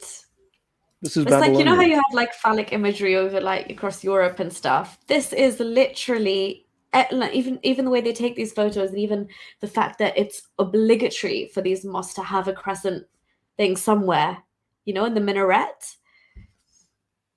Yep. Yeah, I mean, so It's yeah, really what it, interesting to me, Lloyd, just to I don't mean to deviate, but it's yeah, really sure, interesting to me please. how somebody even said earlier as well, like they've done really well to kind of like combine it, but not like deviate from their roots, which just seems a bit mad to me now, because it's like what you showed earlier about Muslims getting excited about the moon lining up with the Kaaba, for example, and like the same kind of incantations, which are like the starting point of how you start reciting the Quran, and all of these things like moon worship and Ramadan and the Yemeni corner of the Kaaba, like whoever did this and however they've like kept it with like they've the facade of monotheism that they've put on it, and they've kind of said, oh, the Christians and the Jews, they're like that, that they were guided, but now they're a bit confused. Yet here we are, and they've just masked so much paganism with like this blanket of monotheism, but they've managed to keep so much intact. It just blows my mind that these holes haven't been blown into it before, because somebody coming from that, even from that monotheistic strand, would think, but Islam does so well to just make enough reference to like biblical stories and biblical prophets to form that connection, like, oh yeah, we'll latch on to like Abraham and the Garden of Eden and that story, and we'll take on all their prophets as our own. 124,000 to be exact. But then deep down, they're masquerading so much paganism. Yeah, I'm glad you said that, but I believe that is the case.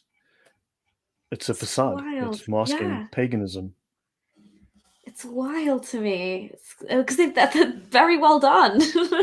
You've conned a crap load of people. You know what I mean? Yeah, I know. So again, moon aligns directly above Kaaba and Mecca's Grand Mosque. That's just, yeah, okay, well, they're very excited about that moon, right? And of Yeah, course, here you've got, now look at this symbol and look at that symbol, Baal, yeah. and that. And I mean, and it's kind of similar to this little guy here. It's very similar indeed. The bull of Al-Makkah, the bull of Baal, the bull of, it's a common, yeah, there you go, back to paganism. So understand, there's so much of this going on here.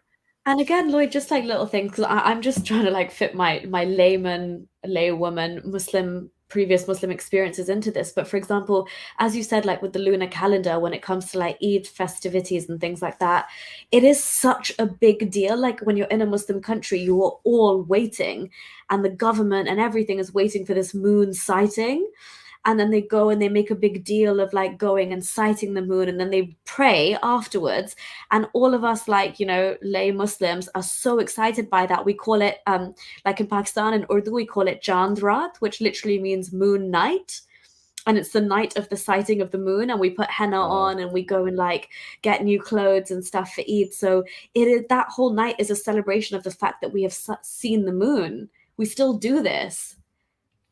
Yeah. Yeah. Crazy. It's just a coincidence. It's got nothing to do with, yeah. Absolute coincidence. This Nothing huge, to it. massive moon above these horns of the bull above Mecca. Don't believe your lying eyes. Don't. Yeah. So let's continue. So of course the Realize, Baba realize, Rahma. realize. Tupac. Yeah. So Kaaba doors, the sun symbol. Here you've got the sun. Here you've got the moon on the doors of the Kaaba. Yeah. Right. And I've mentioned before, this is the previous set of doors on that Kaaba. And here you go. They have the sun. It's just odd that you have the sun. Now look, I mean, understand you could have the sun, but it's just kind of just why? Hmm. Why not a rose? Or why not? I don't know. Why not a pelican, a tiger? Whatever. I think about it, just Hmm. the constant Now, recurrence now, of certain Lloyd, don't get themes. carried away. No, no graven images. Okay, this is Islam, remember? Yeah. So yeah, I'll skip this one. The grammatical gender of the moon shows that Allah was a moon god. Okay, so the reason I'm emphasizing constantly is that the vast majority of scholars, now look, a consensus of scholars doesn't mean that they're right. I mean, granted, there are some things that the Correct. scholars say that I think is complete nonsense. I think it's Mm. total trash, and I go against that. Okay, because I've read what I think is so. Yeah, granted. But in this case, the two scholars that claim sun god status, there's a reason why they did that, and that reason is not a good reason. It's a mistake. I'm fairly sure I can prove it's a mistake. Whereas uh, constantly you get these references because in all of these geographies, all out through history, there's always a moon god. Yeah. Okay. So the words involving the moon are masculine. Kamad, moon, Badr, full moon. The Battle of Badr, battle of the full moon. Why is that so important? Hilal, the crescent moon. The word for sun in Semitic languages is feminine, but Yusuf Ali says the moon was a male divinity in ancient India, was a male divinity in ancient Semitic religion. Well, thank you, Yusuf Ali, and all that. And the Britannica and the Arabic word for the moon, Kamad, is of the masculine gender. On the other hand, the Arabic word for the sun is of feminine gender. Wow, that is So very interesting.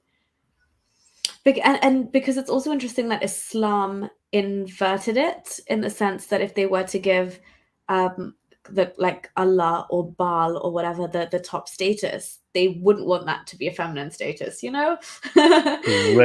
correct, exactly. And the pagan Arabs looked upon the sun as a goddess and the moon as a god. Quran translations do not follow the Arabic conventions concerning the gender of the sun and the moon. Unfortunately, the English translations often follow Western conventions, Greek conventions. Right. And that's part of the mistake that a couple of those scholars made in thinking there was a sun god. See? So scholars generally follow ancient mythologies of their locale.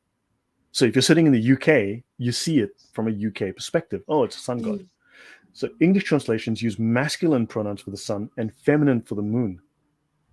You see, that's part of the problem in the translation. But in Arabic, it's the opposite. Wow, okay, yeah.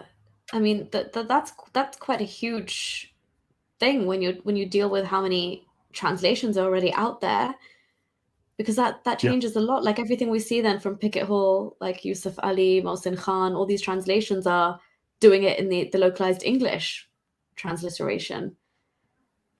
So there's lots of fun things going on that we need to question. There are things we need to understand. So there's Precisely. there are Yeah. things that need to be clarified, things that need to be sifted through. Okay, so coins with crescent and star. So this is Haran in Turkey, crescent Hmm. and star. Okay, probably just a coincidence. Okay, so of course they want to claim that it was in 1843 that the Turks went with this. No, no, no, no, no. They were going with it from BC already. So Hadrian, okay, this is his denarius. Notice the same here, pagan. Star Yeah. within crescent moon, and another with 7 stars above a crescent moon. Okay, this is the Templar seal. That's also very, very interesting. The Templars are another interesting story. Yeah. Okay, Persian, Sasanian Empire, crescent, and you got this little moon or star inside of it. Notice here, this Parthian, first century. This is Iran, right? Turk Shahi, Mhm. first quarter of the 8th century, crescent, crescent, and then you've got stars, crescent and star.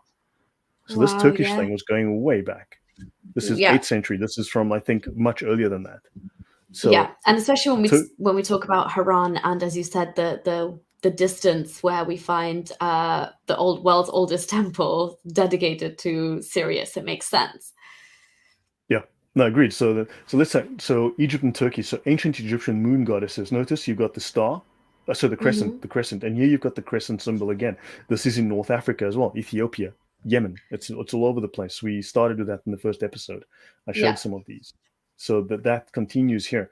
So this idea of this crescent and the crescent with the disk, it could be the sun, it could be the star, Venus, right? Hmm. Anatolian mural from Karum, Anatolian, Turkey, back to this star, Yeah. crescent. So it goes way back. It's not a modern idea. Thank you very much, Shakil. Appreciate that. Right. So let's look at Yemen, the Himyarites, and Sabah. So Mhm. these are coins from that region. Notice you've got the bull again. I'm sure we saw a bull somewhere. And notice you've got these three pillars. And we've mentioned there used to be 6 pillars inside the Kaaba. Now they are 3. And notice this guy has 3 pillars, and you've got the bull, right? And Oh we've yeah. mentioned the bull is associated with Al-Makkah. Al-Makkah was Baal. Baal Well, was Allah, yeah. right? So this is the Venus moon couplet. So it's Venus, okay? And Al-Makkah, the moon god, and the Bakka symbol. Now, I know everyone's always debating what is Bakka, because Bakka is mentioned in the Quran. Well, maybe, I'm not saying it is, but what if it's the Bakka symbol, meaning glory be to Allah? But in this case, Allah is Al-Makkah, Al-Makkah. Yeah. Okay. and that's the Bakka symbol. That's Bakka. Bakka, then, in which case, would be Yemen. So is this a common term for that, like that symbol, Bakka? Was it used Yeah, this is the quite Bakka commonly? symbol. So this symbol here on the Wow. coin, Okay. so Yeah. that's the symbol. This is the meaning, glory be to Allah. It was Oh my days. like, Yeah. Because I've always, because I mean, obviously Muslims try and say, oh, it was just Makkah or whatever, or like, but the Bakka thing was so interesting. Why? But this is the first time I've heard like a decent explanation for what it yeah, is or so what it Bakka was stood the for. Awam temple dedicated to Al-Makkah in Yemen, right? We've mentioned these temples, so Okay. I'll actually just bring that up. So let me find, bugger, I can't find it. Okay, so let me just do that. I'm waiting for something to load. So we've mentioned also in Yemen there were these temples, like the temple of Bilqis, right? Yes. Who was mentioned in the Um, Quran as well, as we talked about last time. Correct. So for some reason, And common perception is she's Queen of Sheba, if you're interested in doing some more digging into that. But yes. okay, so here we go. Shakil's So watching us, Lloyd, while having iftar. in Happy London, iftar, yeah. Shakil. Yep. So this monitor is so far away from me. So let's have a look here. Awan Temple is here. Okay. It's either this one or this one. I can't remember offhand. This is the temple of Bilqis right here, and then this Hmm. is Marib. This was the capital at the time. So it's one of these temples that are very close to each other. Right. Okay. Yeah. So these temples are separated. These two are separated by like as little as 600 meters, and these ones are separated by 35 kilometers, give or take. Okay. Yeah. So they're very close. So it's one of these was the Temple of Awam. So this was, and this coin was dedicated to Bakka, okay, dedicated to Al-Makkah. So Okay. You that could was the really, location. really be onto something here with the Bakka thing, Lloyd. Like that's a whole nother stream in itself. Yeah. So just something to bear in mind on these coins, on these, okay. And notice here you've got the name on this coin from that region, from the Yemenis, Sin, the Okay. Babylonian god Wow. Sin. Yes. Okay.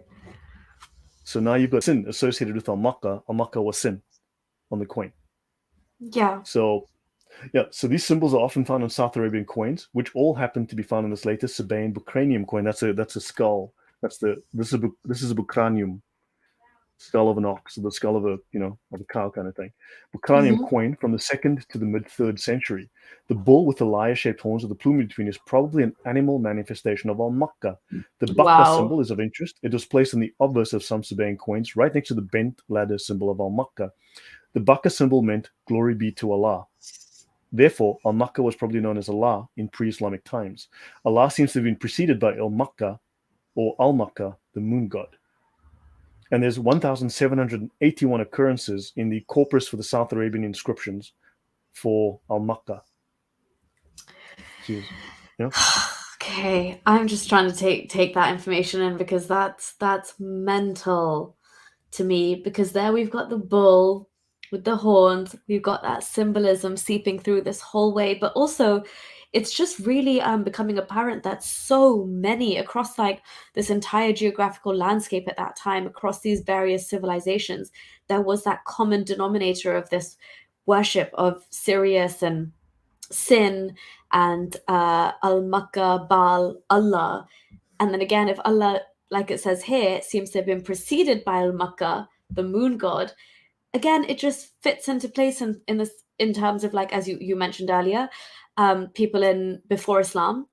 were named after other goddesses and stuff. And we talked about Abdullah being the slave of Allah before Islam came into existence. This makes it all pretty possible based on what we're seeing here. It's already Allah, Makkah, Baal, the worship of Sirius and Sin was across the board, and there was such a mishmash of these like cultures and traditions through these trading, warring tribes and these nations and this like whatever was happening. There was so much like what's the word? There was just like mixing. I said pick and mix. Yeah, let's say. Yeah. So this is the digital archive for the study of pre-Islamic Arabian inscriptions, right? So apparently Al-Makkah, right? So this is a very big archive. It was so corpus of South Arabian inscriptions. That's what I was referring to. Ancient North Arabian inscriptions, Aramaic inscriptions, Nabatean inscriptions. So you can knock yourself out, right? That's where I got that, not Wikipedia, right? But notice Al-Makkah. Now in this case they spell it differently, so you've got to go through like a dozen different spellings. So that's part of the problem. You've got to know there's like 12 different spellings of this word, right? And it can also be called other names. It could be called Freddy, right? Yeah. So now you got to look for Freddy as well, Yeah.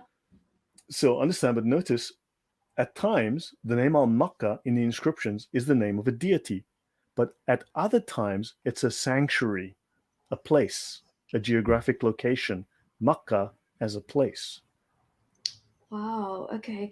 So we've got Al-Makkah, the god, and then we've got Makkah, the sanctuary, or as we know, temple. Many different Meccas, exactly, especially in Yemen. And these two are almost interchangeable in that sense. It's either a deity or it's either a sanctuary or altar to worship a deity. And Muhammad. Yeah, go on. Sorry. Yeah, no, just which obviously the pyramid coincides, and that's eventually whether it's Baal or Allah, whatever. It's the top of that pantheon. And Muhammad sends 150 men to go destroy the Kaaba of Yamaniya. Don't forget. Yes, true. He sends 150 men to destroy the Kaaba of Yemen. Can't have competition now, can we? No, we've got to destroy the competition when and as it arises. Yes, exactly. That is very true to what we see anyway in modern scripture, but that makes so much sense. Yeah. So, but also like when you just another quick question out of interest. Sure. When you first came across this and you saw like Makkah in terms of I've been following you up until now about that being a god, whereas obviously I knew that Makkah in general like was I had the altar thing in my head before I started doing these with you, but then I started thinking of it purely in terms of like the deity as we were discussing, and now to have the fact that obviously that word can relate to both. Did this ever like make you slip up when you're doing your research because you realize that like Sin, Baal, Makkah, Allah, they could all be like one and the same but distinguished because of wherever, whichever people are referring to it. And similarly, Al-Makkah could be interchangeable. Like, did this ever throw you off? Because to me, I would be like, okay, does it have these, like, can it have both of these meanings at the same time kind of thing? Yeah, like the duality of it, or...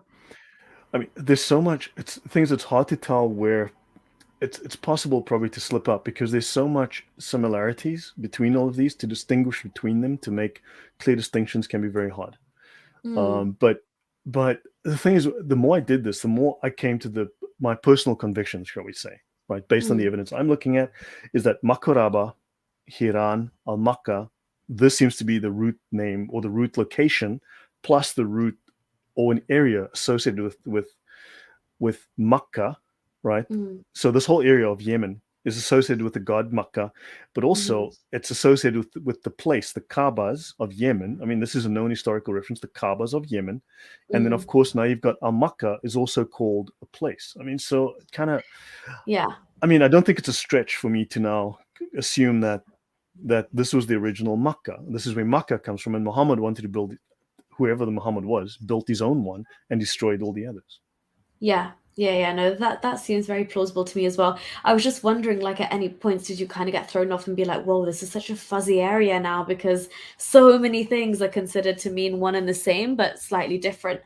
Not so much the Makkah thing, but in terms of especially like equating Sin and Baal and Sirius and Ali, you know what I mean? That for me that would have thrown me off, and I would have been like, "Oh, this is a massive like gray area now," unless we can just put them all on and Yeah, but the say, thing is, I think it's a gray area if they're contradictory. "Okay, If they were fairs." overwhelmingly contradictory, then I would have a problem. But the fact that there's so much overlap, parallels, echoes, similarities, I think that tells us there's more commonalities than there are differences. Agreed. And also, it's, yeah, as you said, it's a commonality factor, and the fact that it's not implausible to think that they would take on slightly different names or forms, but This is well, essentially this be this is historical fact that they did take on different names. exactly. I mean, So the for Greek you to gods even are the find same as the the like, Roman gods, but with different names and slightly different characters. exactly, yeah, and some would argue like that's similar to like the some of the Hindu pantheon as well. So yeah, exactly. Yeah, so I mean, you can see here, for instance, this is a Turkish symbol. Here they've got the crescent moon again, right? This Hmm. Turkish symbol, and he's standing on the cross. And of course, here you've got Mother Mary again. She's standing on the moon, right? Oh This is yeah. the right. Understand? So there was this conflict. So there's this strong conflict between these two, right? But notice this is the symbol of the moon god Sin, the crescent on top of this spear. A moon, remember, is a war god. Now here you've got the very similar or very same symbolism. Yes. Yeah. Wow. So I mean, look, Okay. everyone can make up their own minds about what I'm Mm. presenting, but just looking at all this in totality, you know, there's just this. So you've got the same symbolism here and here. So this is what the symbol of sin was. Now you've got the same crescent on top of the mosque. Coincidence? I think not, but yeah, You know, who knows? unrelated. I mean, you know, with all the other connections, you know, what do we have here? So let's briefly. So brief detour now to the two-horned one. Ooh, Um, Zulkarnain. Yeah, let's have a quick look at this guy. So Allah's pagan moon association is plainly seen on every mosque, yet Muslims tell us, do not believe your lying eyes.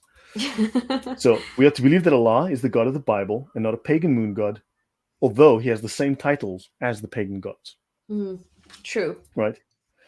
And so in the Quran, King Dulkarnain is a good Muslim. Dulkarnain means the two-horned one or the possessor of two horns, referring to the crescent. Now, look, I'm assuming that they're correct about this because often when I go have a look, I haven't dug deeply enough into this. I need to get back into the Alexander romances and the Alexander legends. Those are two separate stories about that. I need to want to dig very deep into that. But Yeah. I'm assuming this is correct right now. But of course, we could find out that Karnain could mean something completely different if we Yeah. dig, Hmm. right?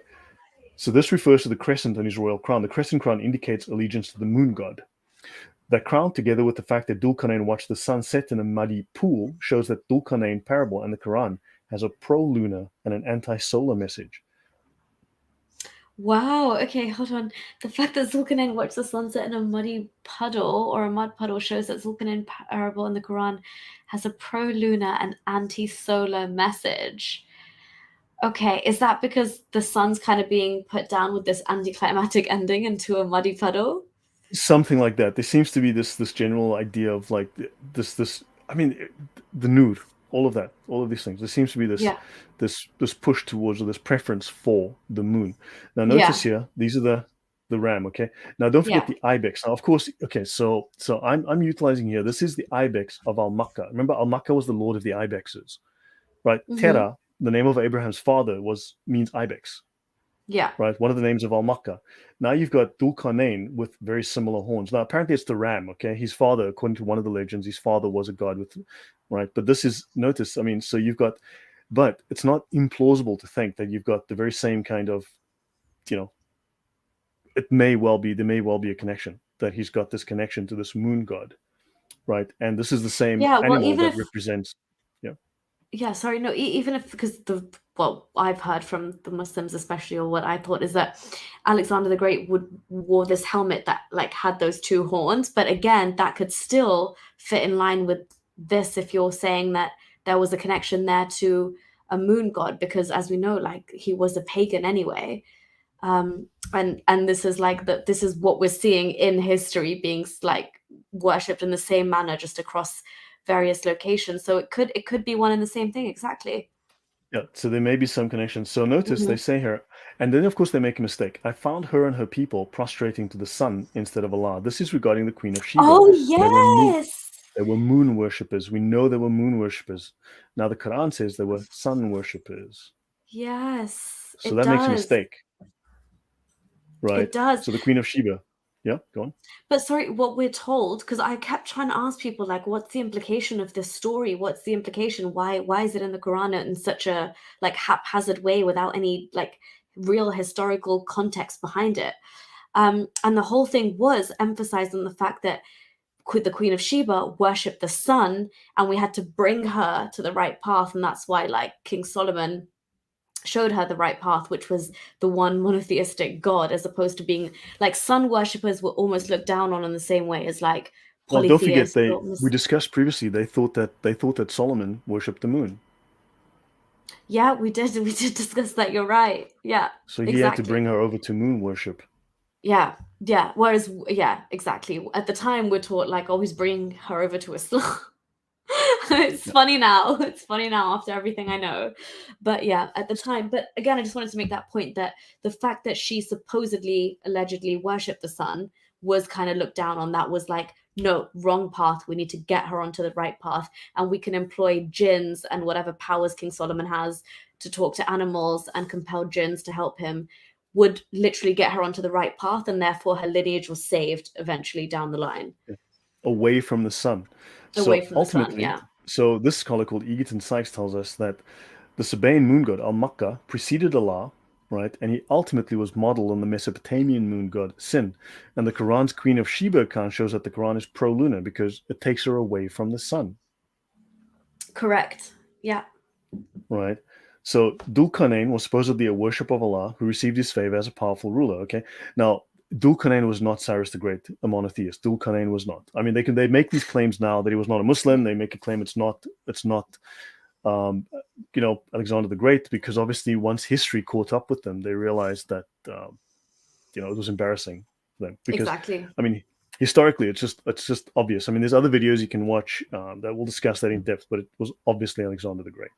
It was not Yeah. Cyrus the Great, because if you look at the attributes of this character, Cyrus the Great only has like one of these attributes, and then Alexander has like multiple of them. So it's clearly Mhm. not Cyrus.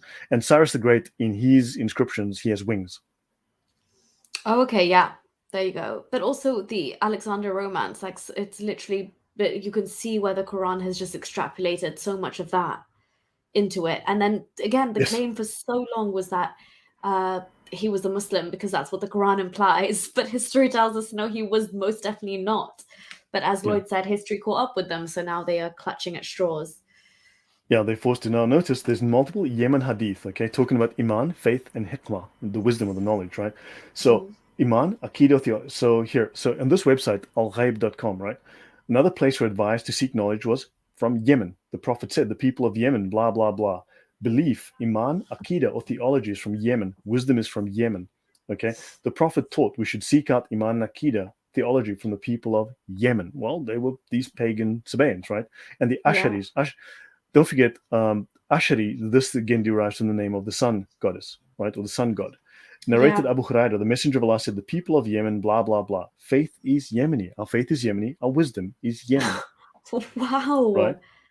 The belief is that of the Yemenites. So again, Muhammad tells us that the belief of Islam is from the Yemenites. The wisdom is of the Yemenites, right? We notice from Abu Huraira, again, the capacity for understanding religion is Yemenite. Our wisdom is Yemenite. That's Muslim and Bukhari, right? Da'if Bukhari. Okay. The belief is that of the Yemenites. The understanding of the faith is of the Yemenites. The wisdom is that of the Yemenites. Back to Yemen constantly, Wait, right? sorry, Lloyd. I just want to Yeah. make just a moment of pause for people to see. This is actually the Hadith. This is Daif Bukhari, i.e. Sahih Bukhari, but yes, Muslims, Daif Bukhari to all of you. This is actually in the Hadith. Over and over again, the belief is that of the Yemenites. The capacity for understanding religion is Yemenite. Wisdom is Yemenite.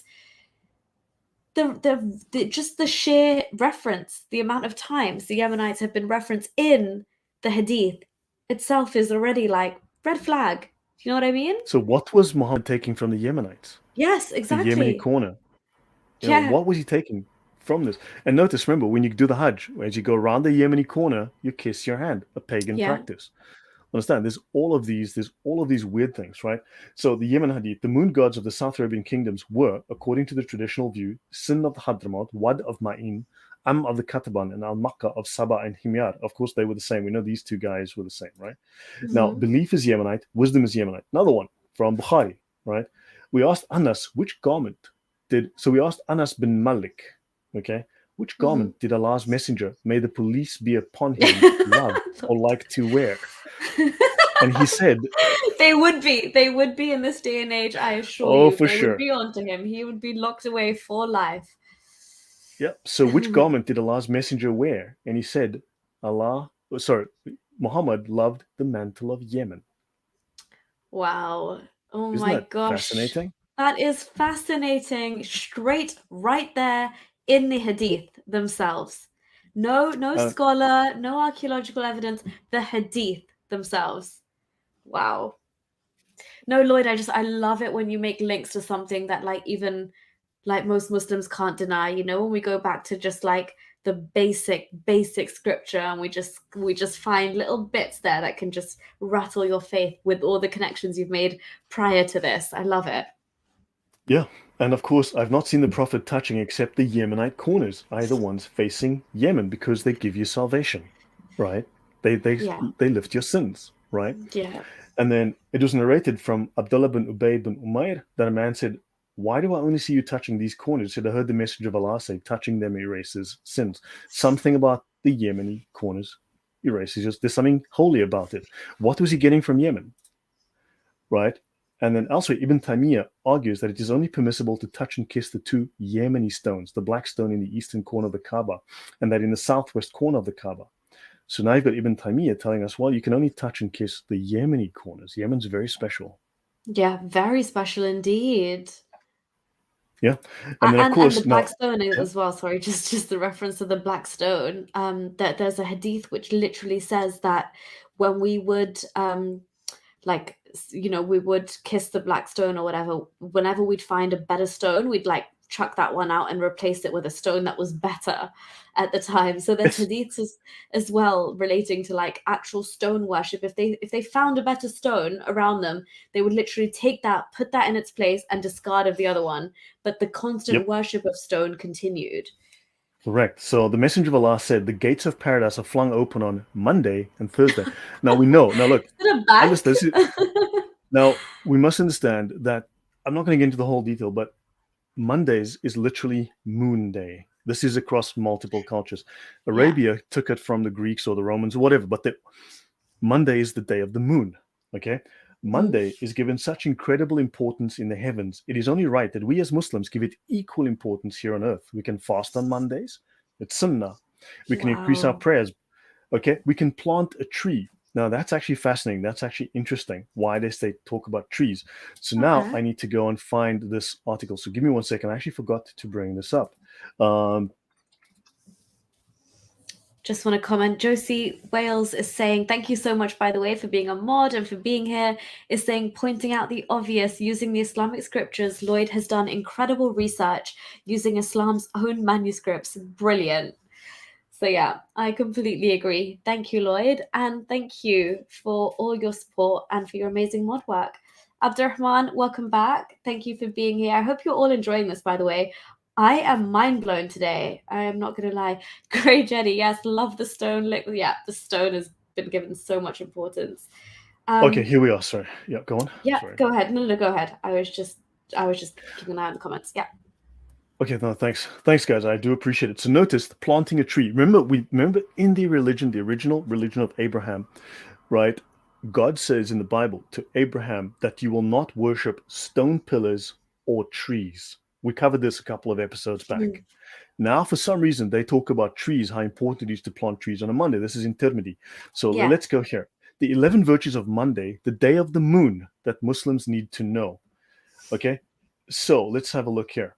We will discuss the divine connections with the day of the moon, Monday, including momentous occasions in the life of the Prophet Muhammad, which took place on Mondays. Allah created trees on a Monday. Well, Abraham worshipped trees, which was pagan, right? And God said, stop doing that nonsense, right? Allah the Exalted created trees on Monday. Why is this the very first thing they mention? Yeah, that's so strange. What? Trees are mentioned 48 times in the Quran. Trees? Weird. Like, okay. Yeah. Maybe they want to talk about puppies. How often are puppies mentioned? Puppies are nice. Right? Yes. Pillows are nice. Pillows are soft. Pillows are harmless. Yeah. You know? Trees are the longest blood. The gates of paradise are flung open on a Monday. Okay? We must give Monday equal importance on earth because it's important. Muslims are forgiven on a Monday, on the day of the moon. Allah forgives every Muslim except two who have abandoned one another. Great. Reconcile your differences. Deeds are presented to Allah on Monday. Oh, interesting. The Prophet was born on a Monday. Wow. Yes, I have. He raised the black stone to the Kaaba on a Monday. Oh my God. So, yeah, Muhammad received revelation on a Monday. This is whack. Oh. The day of the moon. The Quran was revealed on a Monday. Oh my gosh. The Miraj took place on a guess which Stop day. It. Stop it. Let's have a look. The Prophet, his hijrah began on, I'm guessing here, I'm closing my eyes. I'm going to say Monday. Go on, Lloyd. Have a wild guess. Yes. You got it. Right. The Prophet arrived in Medina on a Monday. I was not expecting that. Oh God, this. And Muhammad died on a Monday. No, this is madness. Okay. And Monday. Oh, there's more Monday connections, but that's enough for the moment. But isn't that fascinating? Monday is the day when I was born and revelation was sent down to me. Sahih Muslim. Monday, the day of the moon. Yeah. And this is derived from the traditions that was in the other cultures around. Monday was the day of the moon. Yeah, Monday. That's we still. Yeah. Okay, I'm not going to go into this. I'm going to skip this. Muslims are encouraged to fast on Mondays. Muhammad fasted on Mondays. Okay, the black stone was placed in the Kaaba on a Monday. The Miraj was on Monday. Blah, blah, blah. Fantastic. And let's have a look. Al-Abyad, the Lord of Monday and the Lord of the Moon, a demon, a jinn. Murah al-Abyad, the jinn king of Monday and of the moon. The white king, Malik al-Abyad, is the Lord of Monday, the moon, Qamar, the white one, the father of the light. Remember we spoke of the white one? What does al-Maq mean? The white one, the bright white? Yeah, the bright white light as well. The bright white, the name of al-Makkah, al-Maq, right? Yes. Right? It's reported from Atta that Ibn Abbas said a devil called al-Abyad came to the Prophet in the form of Jibreel, Gabriel, and cast these words, the satanic verses, upon Muhammad, and the Prophet recited them. One second there, Lloyd. I just need to stick with you here. Okay, I'm just reading the previous bullet. So Abu al-Nur or Murah, the White King, Malik al-Abyad, is the Lord of Monday. Reported from Atta. So is this a hadith, the last bullet itself? It is a hadith, right? Apparently so. Wow, okay. Devil called al-Abyad, meaning the white. In the form of Jibreel, because Jibreel, by the way, Gabriel can shapeshift. The angel gibberish.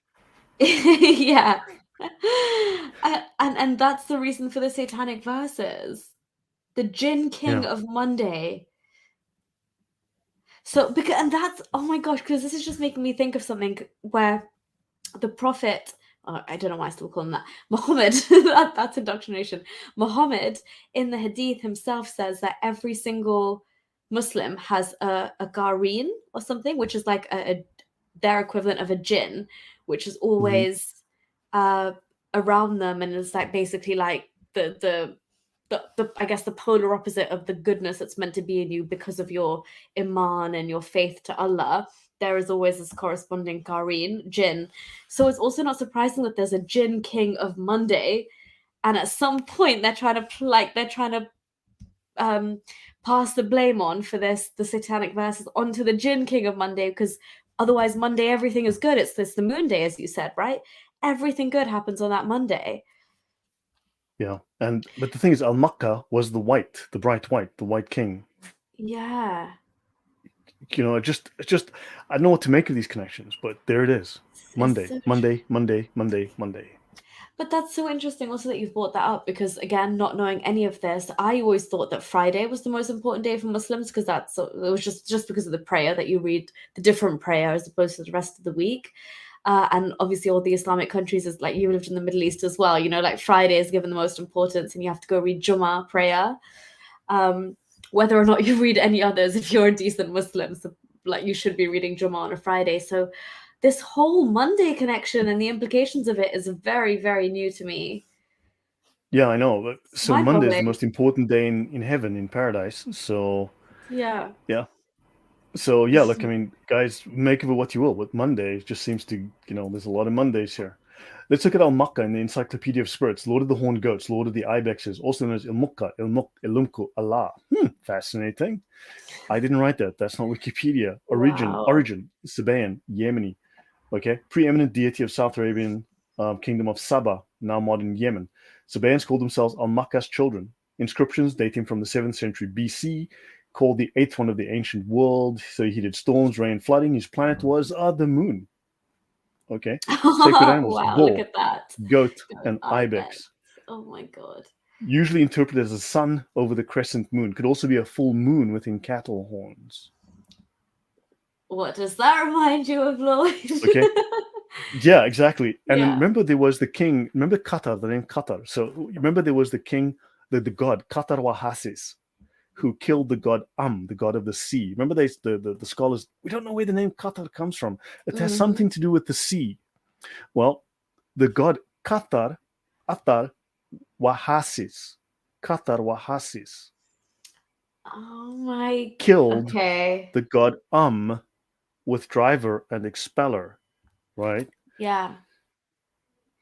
So you tell me. And Wow. Qatar is the name of another god, of an ancient god as well, pagan god. So I don't know. Look, I mean, I could be wrong here, but understand, it's just so Arabian pagan stones, moon god You're culture. just So these opening are up very cans of worms as you go, Lloyd. You're literally just like, well, what of that? Well, what do you make of that? Well, what do you make of that? And it's like damage on rabbit hole on rabbit hole. But anyway, we go. so you got the South Arabian moon god, okay, and the sun goddess, and their sun the star god, who always ranked below the moon god. The best known and most widespread symbol of this religion of sky gods was the ancient Babylonian symbol of the sun disk in the crescent moon. In other words, a combination of the sky of the day and the sky at night, the entire circle of heaven. So here you go. There's the origin. This is the Islamic symbol, right? And of course, here you get military expeditions led by the Prophet, the Al-Maghazi. This is in Da'if Bukhari. We used to worship stones, and when we found a better stone than the first one, we would throw the first one and take the new one. Yeah, there we go. That's what I you was mentioned thinking of. earlier, Yeah. right? So now you've got, again, further confirmation: moon gods, moon god, moon gods, moon god, moon gods. Let's look at the Kaaba. So we're winding down, so we'll probably finish next time, but I mean, this is like an exploration. So the Kaaba, pagan pillars, crescent moon. Here's the Kaaba. You've got the stars, the little lights of heaven. You've got the crescent moon, and you've got the dark of night, and you've got the Milky Way in the Shahada, right? Yeah. The three pillars inside of the Kaaba. There used to be 6 pillars, like the Sabaeans used to have in their temples. Now you've got the crescent moon, and you've got this. Okay, so you've got the people around it. Okay, so let's have a look, right? So now, of course, you've got the 3 pillars, just like Al Makkah, the bull, had 3 pillars, right, on his head, right? Then, of course, you've got the people moving around the Kaaba, just like the stars move around Sirius. Yeah, precisely. Counterclockwise. Mimicking that, right? exactly. Yeah. Right. And then, of course, you have now, here you've got the moon. This is Sirius, and here's your sun. They've actually, look at the Kaaba, they've actually got a sun disk around. Yeah, yeah. They actually do have a sun disk. And then, of course, the people, the children of Allah, right? The children of Al Makkah go counterclockwise. Remember that the stars are the children. They have souls. They're the offspring of the sun and the moon. Yes, and the Kaaba, you're right. With souls, correct? Yeah. Yeah. And so understand the parallels here, the pagan parallels to this. Also, right? just by that logic of like the Kaaba being the house of God on earth and Sirius being above it. And like this is perfect mimicry when you do Hajj or when you do Umrah and you're circumambulating the Kaaba. This is perfect mimicry of if you were to worship Sirius, the way you would as a human being mimic like almost like the cosmological movements Yes, and yes, like yes. of it on Earth. This is the closest thing you could do to mimic the awe of what you believe in above, like as above, so below kind of concept, as a Yeah, human. Yeah. correct. Fully agreed. So, okay, so so again, in the Sharia, there are lines of the traveler, link in the description, page 325 in your PDF. When even with the rain spout, when you get to the rain spout, okay, called the spout of mercy, Mizab al-Rahma, at the top of the Kaaba, one says, Allah, shade me in your shade on a day when there's no shade but yours. Give me to drink from the cup of your Prophet Muhammad, after which I will never thirst. Which is stolen from the Bible, like the cup of, this is like it's very much stolen from the New Testament. Hmm. But give me to drink from the cup of your Prophet Muhammad. After which, so if you drink from his cup, you will never thirst. That's a very Christian concept. And for some reason, this idea was lifted and just used. I just thought it was very interesting. And of course, they, we've they, seen they this. Yeah, plagiarized quite a lot, Lloyd, from, yeah. I from the guess that. Yeah, Christians. which tells me Mo could do a little bit of reading. Yeah, he most definitely And I've could. I've mentioned before the life of Muhammad the Prophet. See my Google Drive archive for the source text. Okay, this is the life of Muhammad the Prophet from Sayyid Sayyid. We've mentioned this. Any Mm. idol near which the Prophet went and towards which he pointed his cane, saying, "Right has come and falsehood has vanished. Verily, falsehood is destined to vanish." Quran 1781. That idol fell headlong on the ground without anyone touching it. So Mo was doing Harry Potter. So He according he to he summoned the right thing and did the perfect incantation because he was well versed in this magic and sorcery that they're embellished in, right? So he doesn't even need to make contact with an idol at this point, Lloyd. when you read the Sirah, he's like Jesus plus. Yeah, He's like he's like super miracle. Wingardium Leviosaing it up, Yeah. Harry So Potter yeah, style. he's notice now. Okay, so the Kaaba. Okay, so yeah, we're kind of winding down. Like we might. I don't think we'll finish today, but we're nearly done. So the Kaaba Mhm. is a cubical structure at the center of the Masjid al-Haram in Mecca. The Baqarah verses, the cows verses, the cow verses. Isn't that interesting? Yes, The it is. cow I always, verses. even as a Muslim, I was like, there's a whole chapter called the cow. Like, Why? oh, Why the cow? Well, remember the cow was the animal of the moon god. exactly. But again, Lloyd, only now because I've been privy to this information. Otherwise, I was like, oh, there's a chapter called the bees, the ant. It's all fine. It's just how God speaks. Yeah. So the Baqarah verse established the Kaaba as the direction towards which Muslims address their 5 daily prayers, right? Yeah. And they circle the Kaaba 7 times, okay, during which they kiss and touch the black stone, Al Hajar al Aswad, okay. Mm. So notice that it predates Islam. The Kaaba predates Islam and is claimed to have been first built by Abraham, although they'll also say Adam built it. Though there are Yeah. no archaeological findings to support this argument. It was rebuilt several times by tribes ruling Mecca, who used it to house sacred objects, including the black stone. During the lifetime of Muhammad, the Quraysh tribe rebuilt the Kaaba with alternating courses of stone and wood. The reference will come later. I'll show you the original document. The inner Mhm. space was divided into 2 rooms, one of which housed the black stone. The interior walls were decorated with paintings of Abraham, Mary, Jesus, angels, prophets, and trees.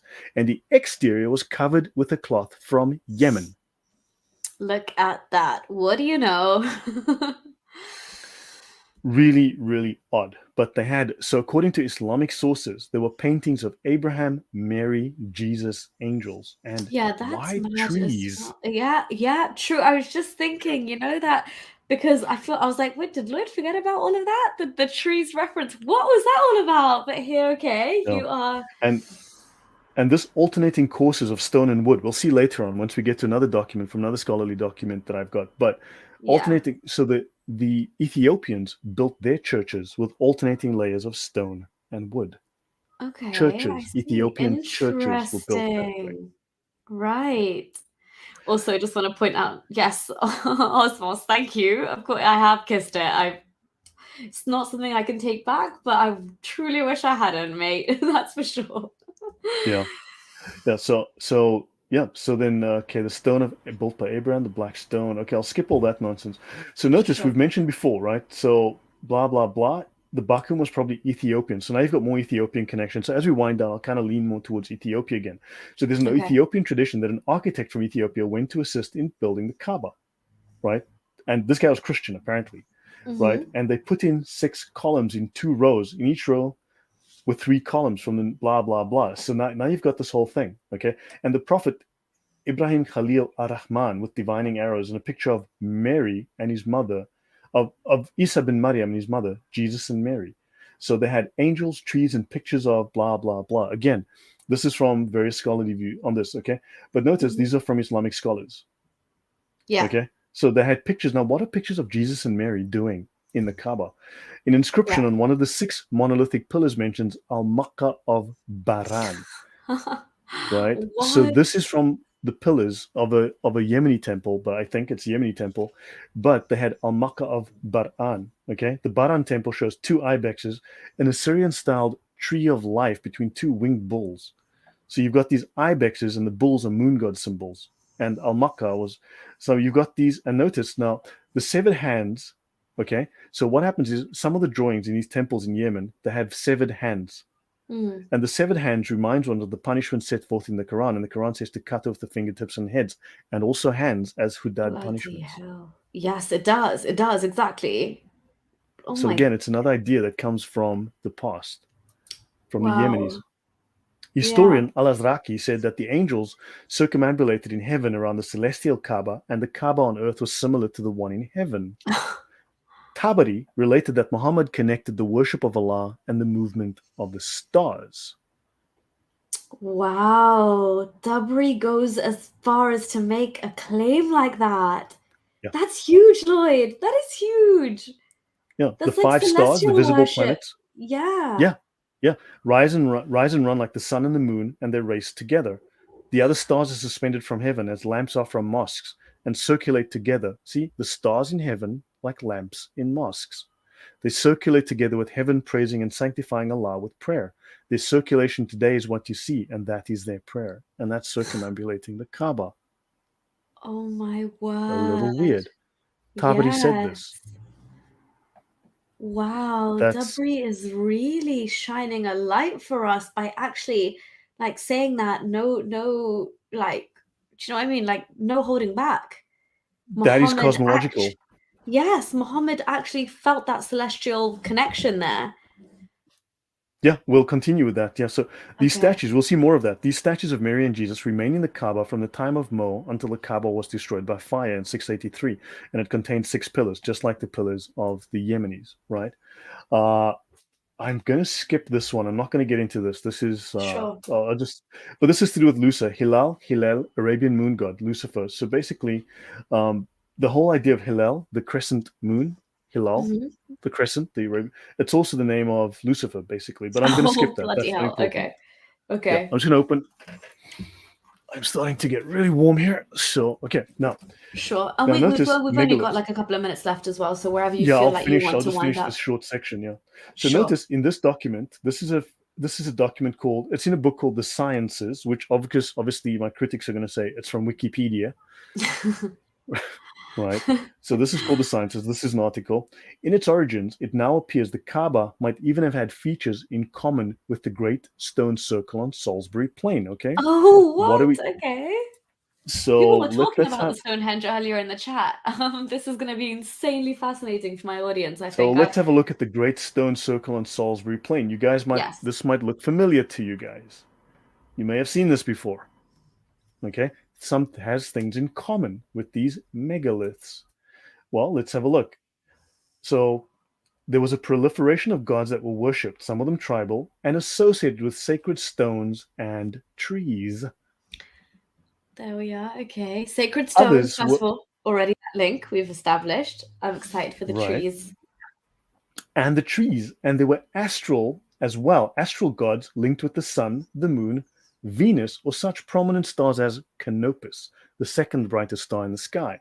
Which you said the Kaaba is also aligned to. It's aligned to Canopus. Yeah. In the early part of the 7th century, the walls were built up probably in alternate layers of stone and wood, like the churches of Ethiopia. Interesting. See, it was a church yes. prior. And it came to be called the Kaaba, the cubic building on a rock, blah, blah, blah. The major axis of the Kaaba is aligned to the rising of Canopus at about the 1st century AD. Okay? It is precisely aligned towards the southernmost setting position of the moon at the winter solstice. Okay. So the Kaaba is aligned to, it is Sirius, it represents Sirius. It is aligned to the rising of Canopus and the setting of the moon at the winter solstice. What, are Every we going to 19 form that link? Yeah, sorry, no, I'm just so excited for the, Go the on, link please that's go about on. to come. No, it's just because again, the stones, the worship, the solstices, and why they're important. But and it's whether you're trying to line up with the sun or the moon, and here Islam is adamant to line up with the moon on the winter solstice. Solstice. Exactly. That's just And very this interesting. discovery was made by Gerald Hawkins, known for his work on the alignments of Stonehenge. Roughly every 19 years, the crescent moon sets at the spot in the horizon visible along the southeast side of the Kaaba. This lunar alignment is also found in many megalithic sites in Europe. Although there's no mention, of course, in the Islamic medieval texts of folk astronomy. It seems to all have disappeared. They kind of forgot to put that in there. Yeah, All precisely, things which is considered. Go on. yeah, Sorry? no, go ahead. No, that's the thing. It just seems to be what I know you obviously talk about this that whole realm where a normal kind of Muslim can't access, but it does seem to have, that's why I said earlier, either been masqueraded or been like the omissions are so great that one could never come to these conclusions unless they have deep dived and understand and have a fundamental understanding on how these gods could like transpose themselves into different cultures almost, but still be referring Yeah. to the same thing. If you told me this as a Muslim, I would be like, you're crazy.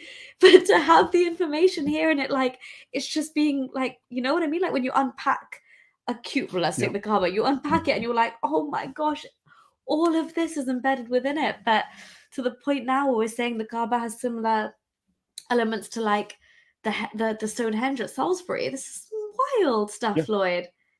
So it seems that likely Crazy. that the Kaaba was a kind of microcosm of the celestial and terrestrial universe of the pagan Arabs.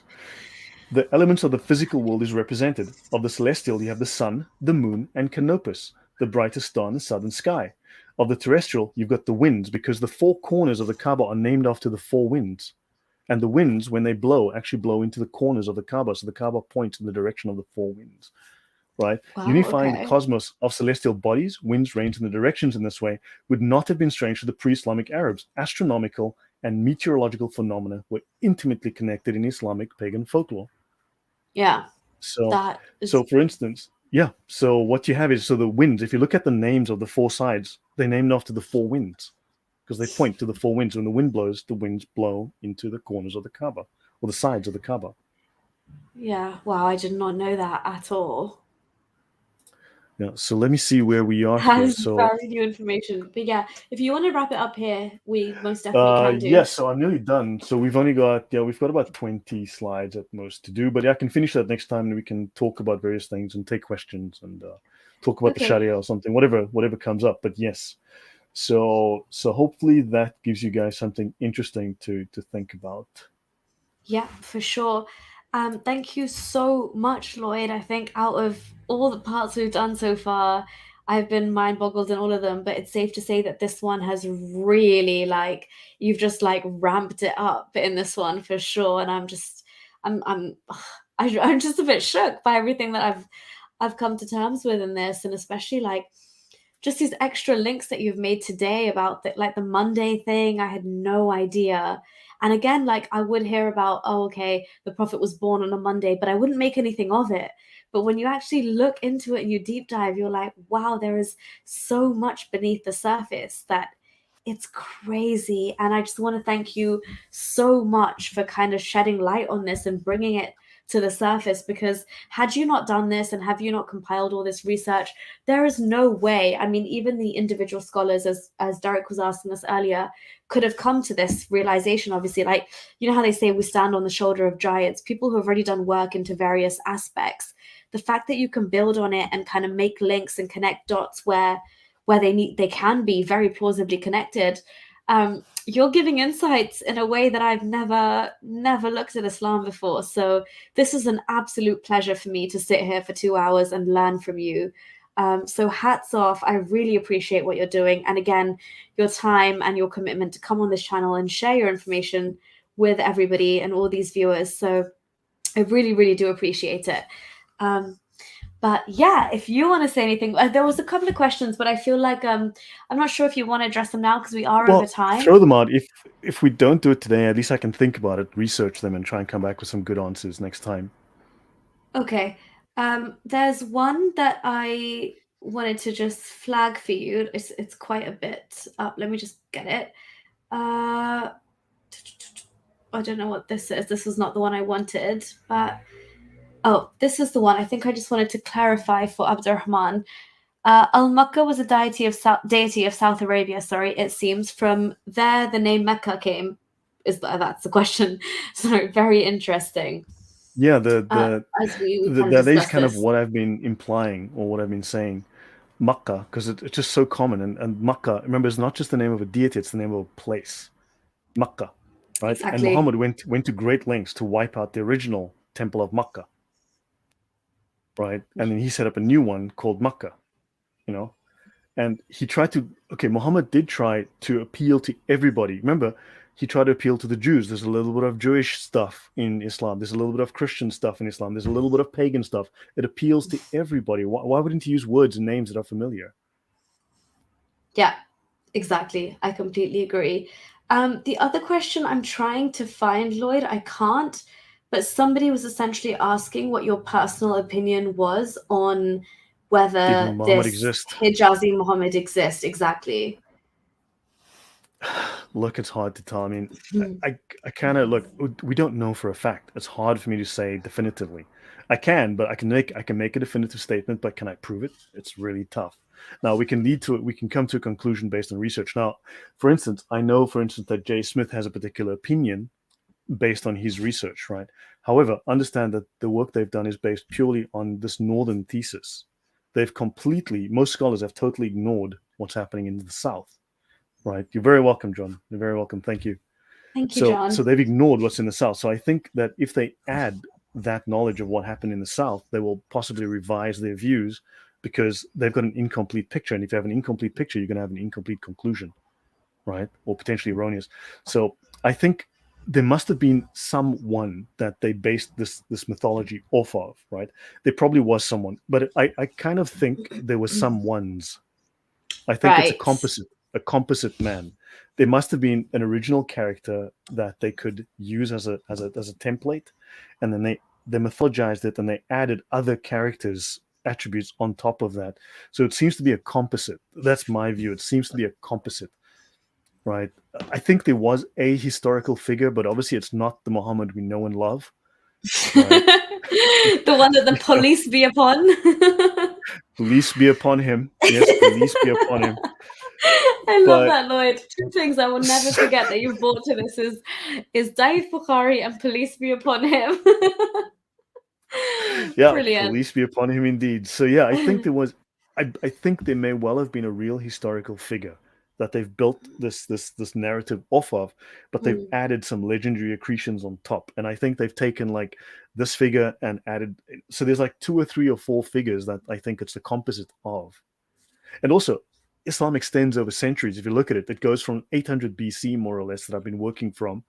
So you've got total paganism. Then you've got this pseudo-biblical Gnosticism, right? Then when they get to Haran, they add Hermeticism, right? And then so you've got, and then also you had the Sabaeanism, right? So it was my question, Trevor Griffiths. Well, my question, I agree. Thank you, Trevor. So you've got paganism from the Sabaean Abrahamic paganism, right? Then you've got this Gnosticism-ish stuff, this Rahmanan, this Hanafi religion, this pseudo-biblical thing. Then you seem to have this Hermeticism that gets added when they conquer Haran, and there's this magic temple in Haran, this temple of magic, this university of magic and occultism.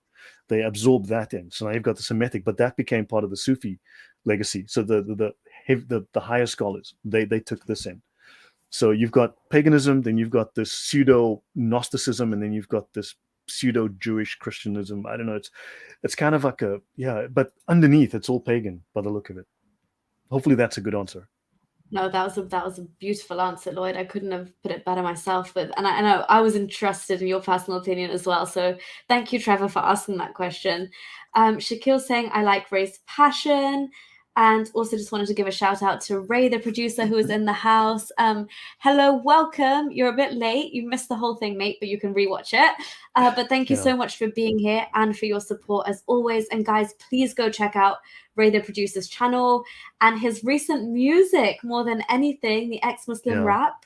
If you speak Urdu, he's done one in Urdu as well, which is a complete That's banger. brilliant. Even I don't speak Urdu, but man, it's good. It's really excellent. So Ray, talent, man, serious talent, respect. I mean, really good work. Oh, thanks, Lloyd. I didn't even know you had the Urdu one. That's amazing. I watched it. It's brilliant. I mean, it's brilliant. It's really good. It's such quality stuff. And again, like we can have conversations like this, but somebody at least who's pushing the boundaries in the artistic sense as well. Hats off to you, Ray, massively.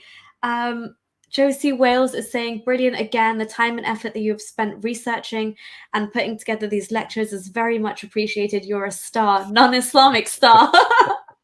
I love that. Awesome, I absolutely love that.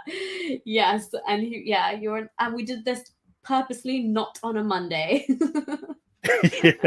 yeah. Think of why would they want to connect all of these events in Muhammad's life to a Monday?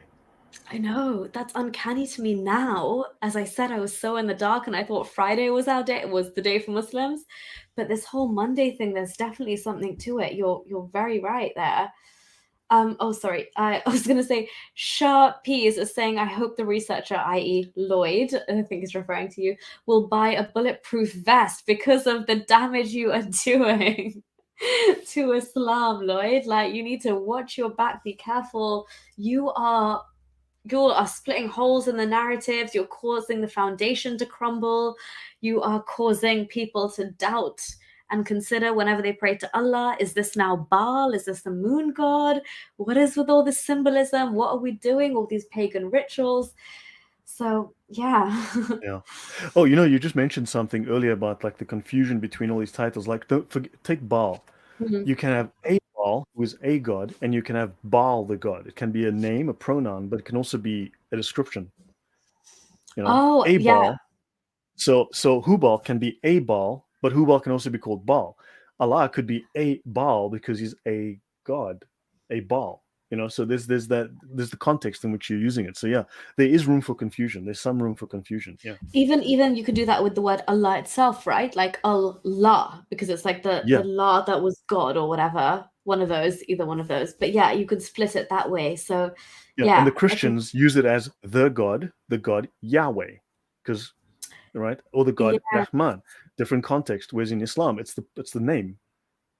Yeah, exactly. So yeah, sorry, Ray saying I will watch this whole thing back. Sorry, yeah, I hope you enjoy it, Ray. Trevor saying, well, this has been brilliant, Nuria and Lloyd. Thanks so much. So yeah, Dee, you're more than welcome. Thank you so much for being a mod. The Urdu language contains a lot of English words. Yes, John Stockman. In fact, it's getting more and more anglicized with every year that passes. It's getting easier for me to get like attuned to it because they just throw in so much English now. Born on a Monday, christened on a Tuesday. Anyway, yes. Okay, we're getting into a whole nother can of worms here. But guys, this has been so much fun. Thank you so much to everybody for being here. Lloyd Shaw has big balls. Okay, man, you just won the internet there. Yes, Ray, I love it. You come and you leave like a gem like that. I absolutely love it. Yeah. No, you have been on fire with your jokes today, even on Twitter, Ray. But yeah, thank you so much, everybody. Lloyd definitely has big balls. Lloyd, take care of yourself. Watch your back, please. But keep doing what you're doing because this is beyond anything besides the fact that it's fascinating. It is insanely damaging. And I truly tip my hat off to you for that. This is uncharted territory. You're willing to explore. You're willing to hold your hands up and say, I'm open to any other ideas, but you're just you're following wherever the trail leads you. And I'm so happy that, I've been able to share this platform with you as and when you do it. And I hope you all enjoy listening to us. But I just want to say thank you to Lloyd and a good night from me. And thank you to everybody who showed up and engaged and kept it real in the chat and kept it sweet. Because that's what this is about, just exploring ideas. No hate, no ad hominems, no judgment. Let's just all learn and grow and have discussions where we can learn from each other. So before I let Lloyd go, any last words, Lloyd, before we wrap this up? No, thanks. Look, thank you to the audience for the questions, the comments. It always keeps me sharp, Yeah, I lived 11 years. That's very true. I'm not worried about him. He's got it. Yeah, no, thank you. So yeah, look, as I said, I'm trying to extrapolate based on evidence, and all the links to all the documents I'm using are in the description. Maybe when I wrap up next time, I can go through some of within the slides, I can show you some of the links and so on, so you can just view them in but yeah, everything that I have, I literally share all my resources, for everyone to look at. And you can see I'm copying, pasting the text themselves, right? So you can see I'm taking it off multiple different academic documents. It's not just Wikipedia copy paste. So exactly. So thank you guys, and I appreciate it. So yeah, so the evidence, I hope that historically, archaeologically, from the words to the word meanings to the to the Islamic scriptures, they all seem to just link and overlap. It just seems to make sense to me. Precisely. And again, me too, and a lot of the things Lloyd is saying. But again, as last time, we did ask for, please tell us your feedback and what you're making of this series, and how plausible you think this kind of information is from this angle, the Southern Arabian impact. And everything that Lloyd has presented. But do let us know, because it helps us gauge as well, like especially when Lloyd does further research after this and goes on to other channels and teams up with these really influential scholars. I'm sure any feedback is like going to help, whether it's like, yes, I completely get what you're saying, or like these bits need looking into. Either way, like, do let us know. But thank you guys all for the appreciation. And yes, power be on you, Lloyd, and police be upon Muhammad. But yeah, no, thank you so much, everybody, for being here. Was there one thing I wanted to flag before? No. Oh yes, Lloyd, this is the last thing I want to show you is you have one JoJo freelancer around once again. Cool. Well, thank you. Yeah, would you like to say anything about that? Yeah, look, I know a lot of what I'm saying may be controversial. I know there are people that disagree, but they don't do exactly what I'm doing. They might have delved at a more surface level onto some of these issues. But I think we can, given the evidence, say with fair degree of confidence, Allah is derived. I'm not saying Allah is a moon god today, but Allah is certainly derived originally in its pagan form from a moon god it's a soup. I think we've decided previously it's a soup. But I think you also saw there's this layer of paganism covered with a veneer, a facade of non-paganism, but at the bottom layer, it's still pagan in many ways. That's very much the conclusion that I'm coming to, and that I had like slight alarm bells go off when I was reading the Hadith and looking into the practices of Hajj and things like that. But having spoken to you and listened to everything that you're presenting, I am very much getting like more and more kind of like set in my conviction that is the case. So just personally from me, I want to say thank you so much for opening my eyes to so much. And I look forward to part 6 and then whatever happens from there, and however we choose to collaborate going forward. But yeah, until next time, everybody, thank you so much. We've gone over 2 hours now. I would normally only take 2 hours of Lloyd's time, so I'm going to let him go. But yeah, thank you, and see you all on Sunday for Sunday Scoop. Till then, take care. Bye, everybody. Take care, guys. Thank you very much. Thank you.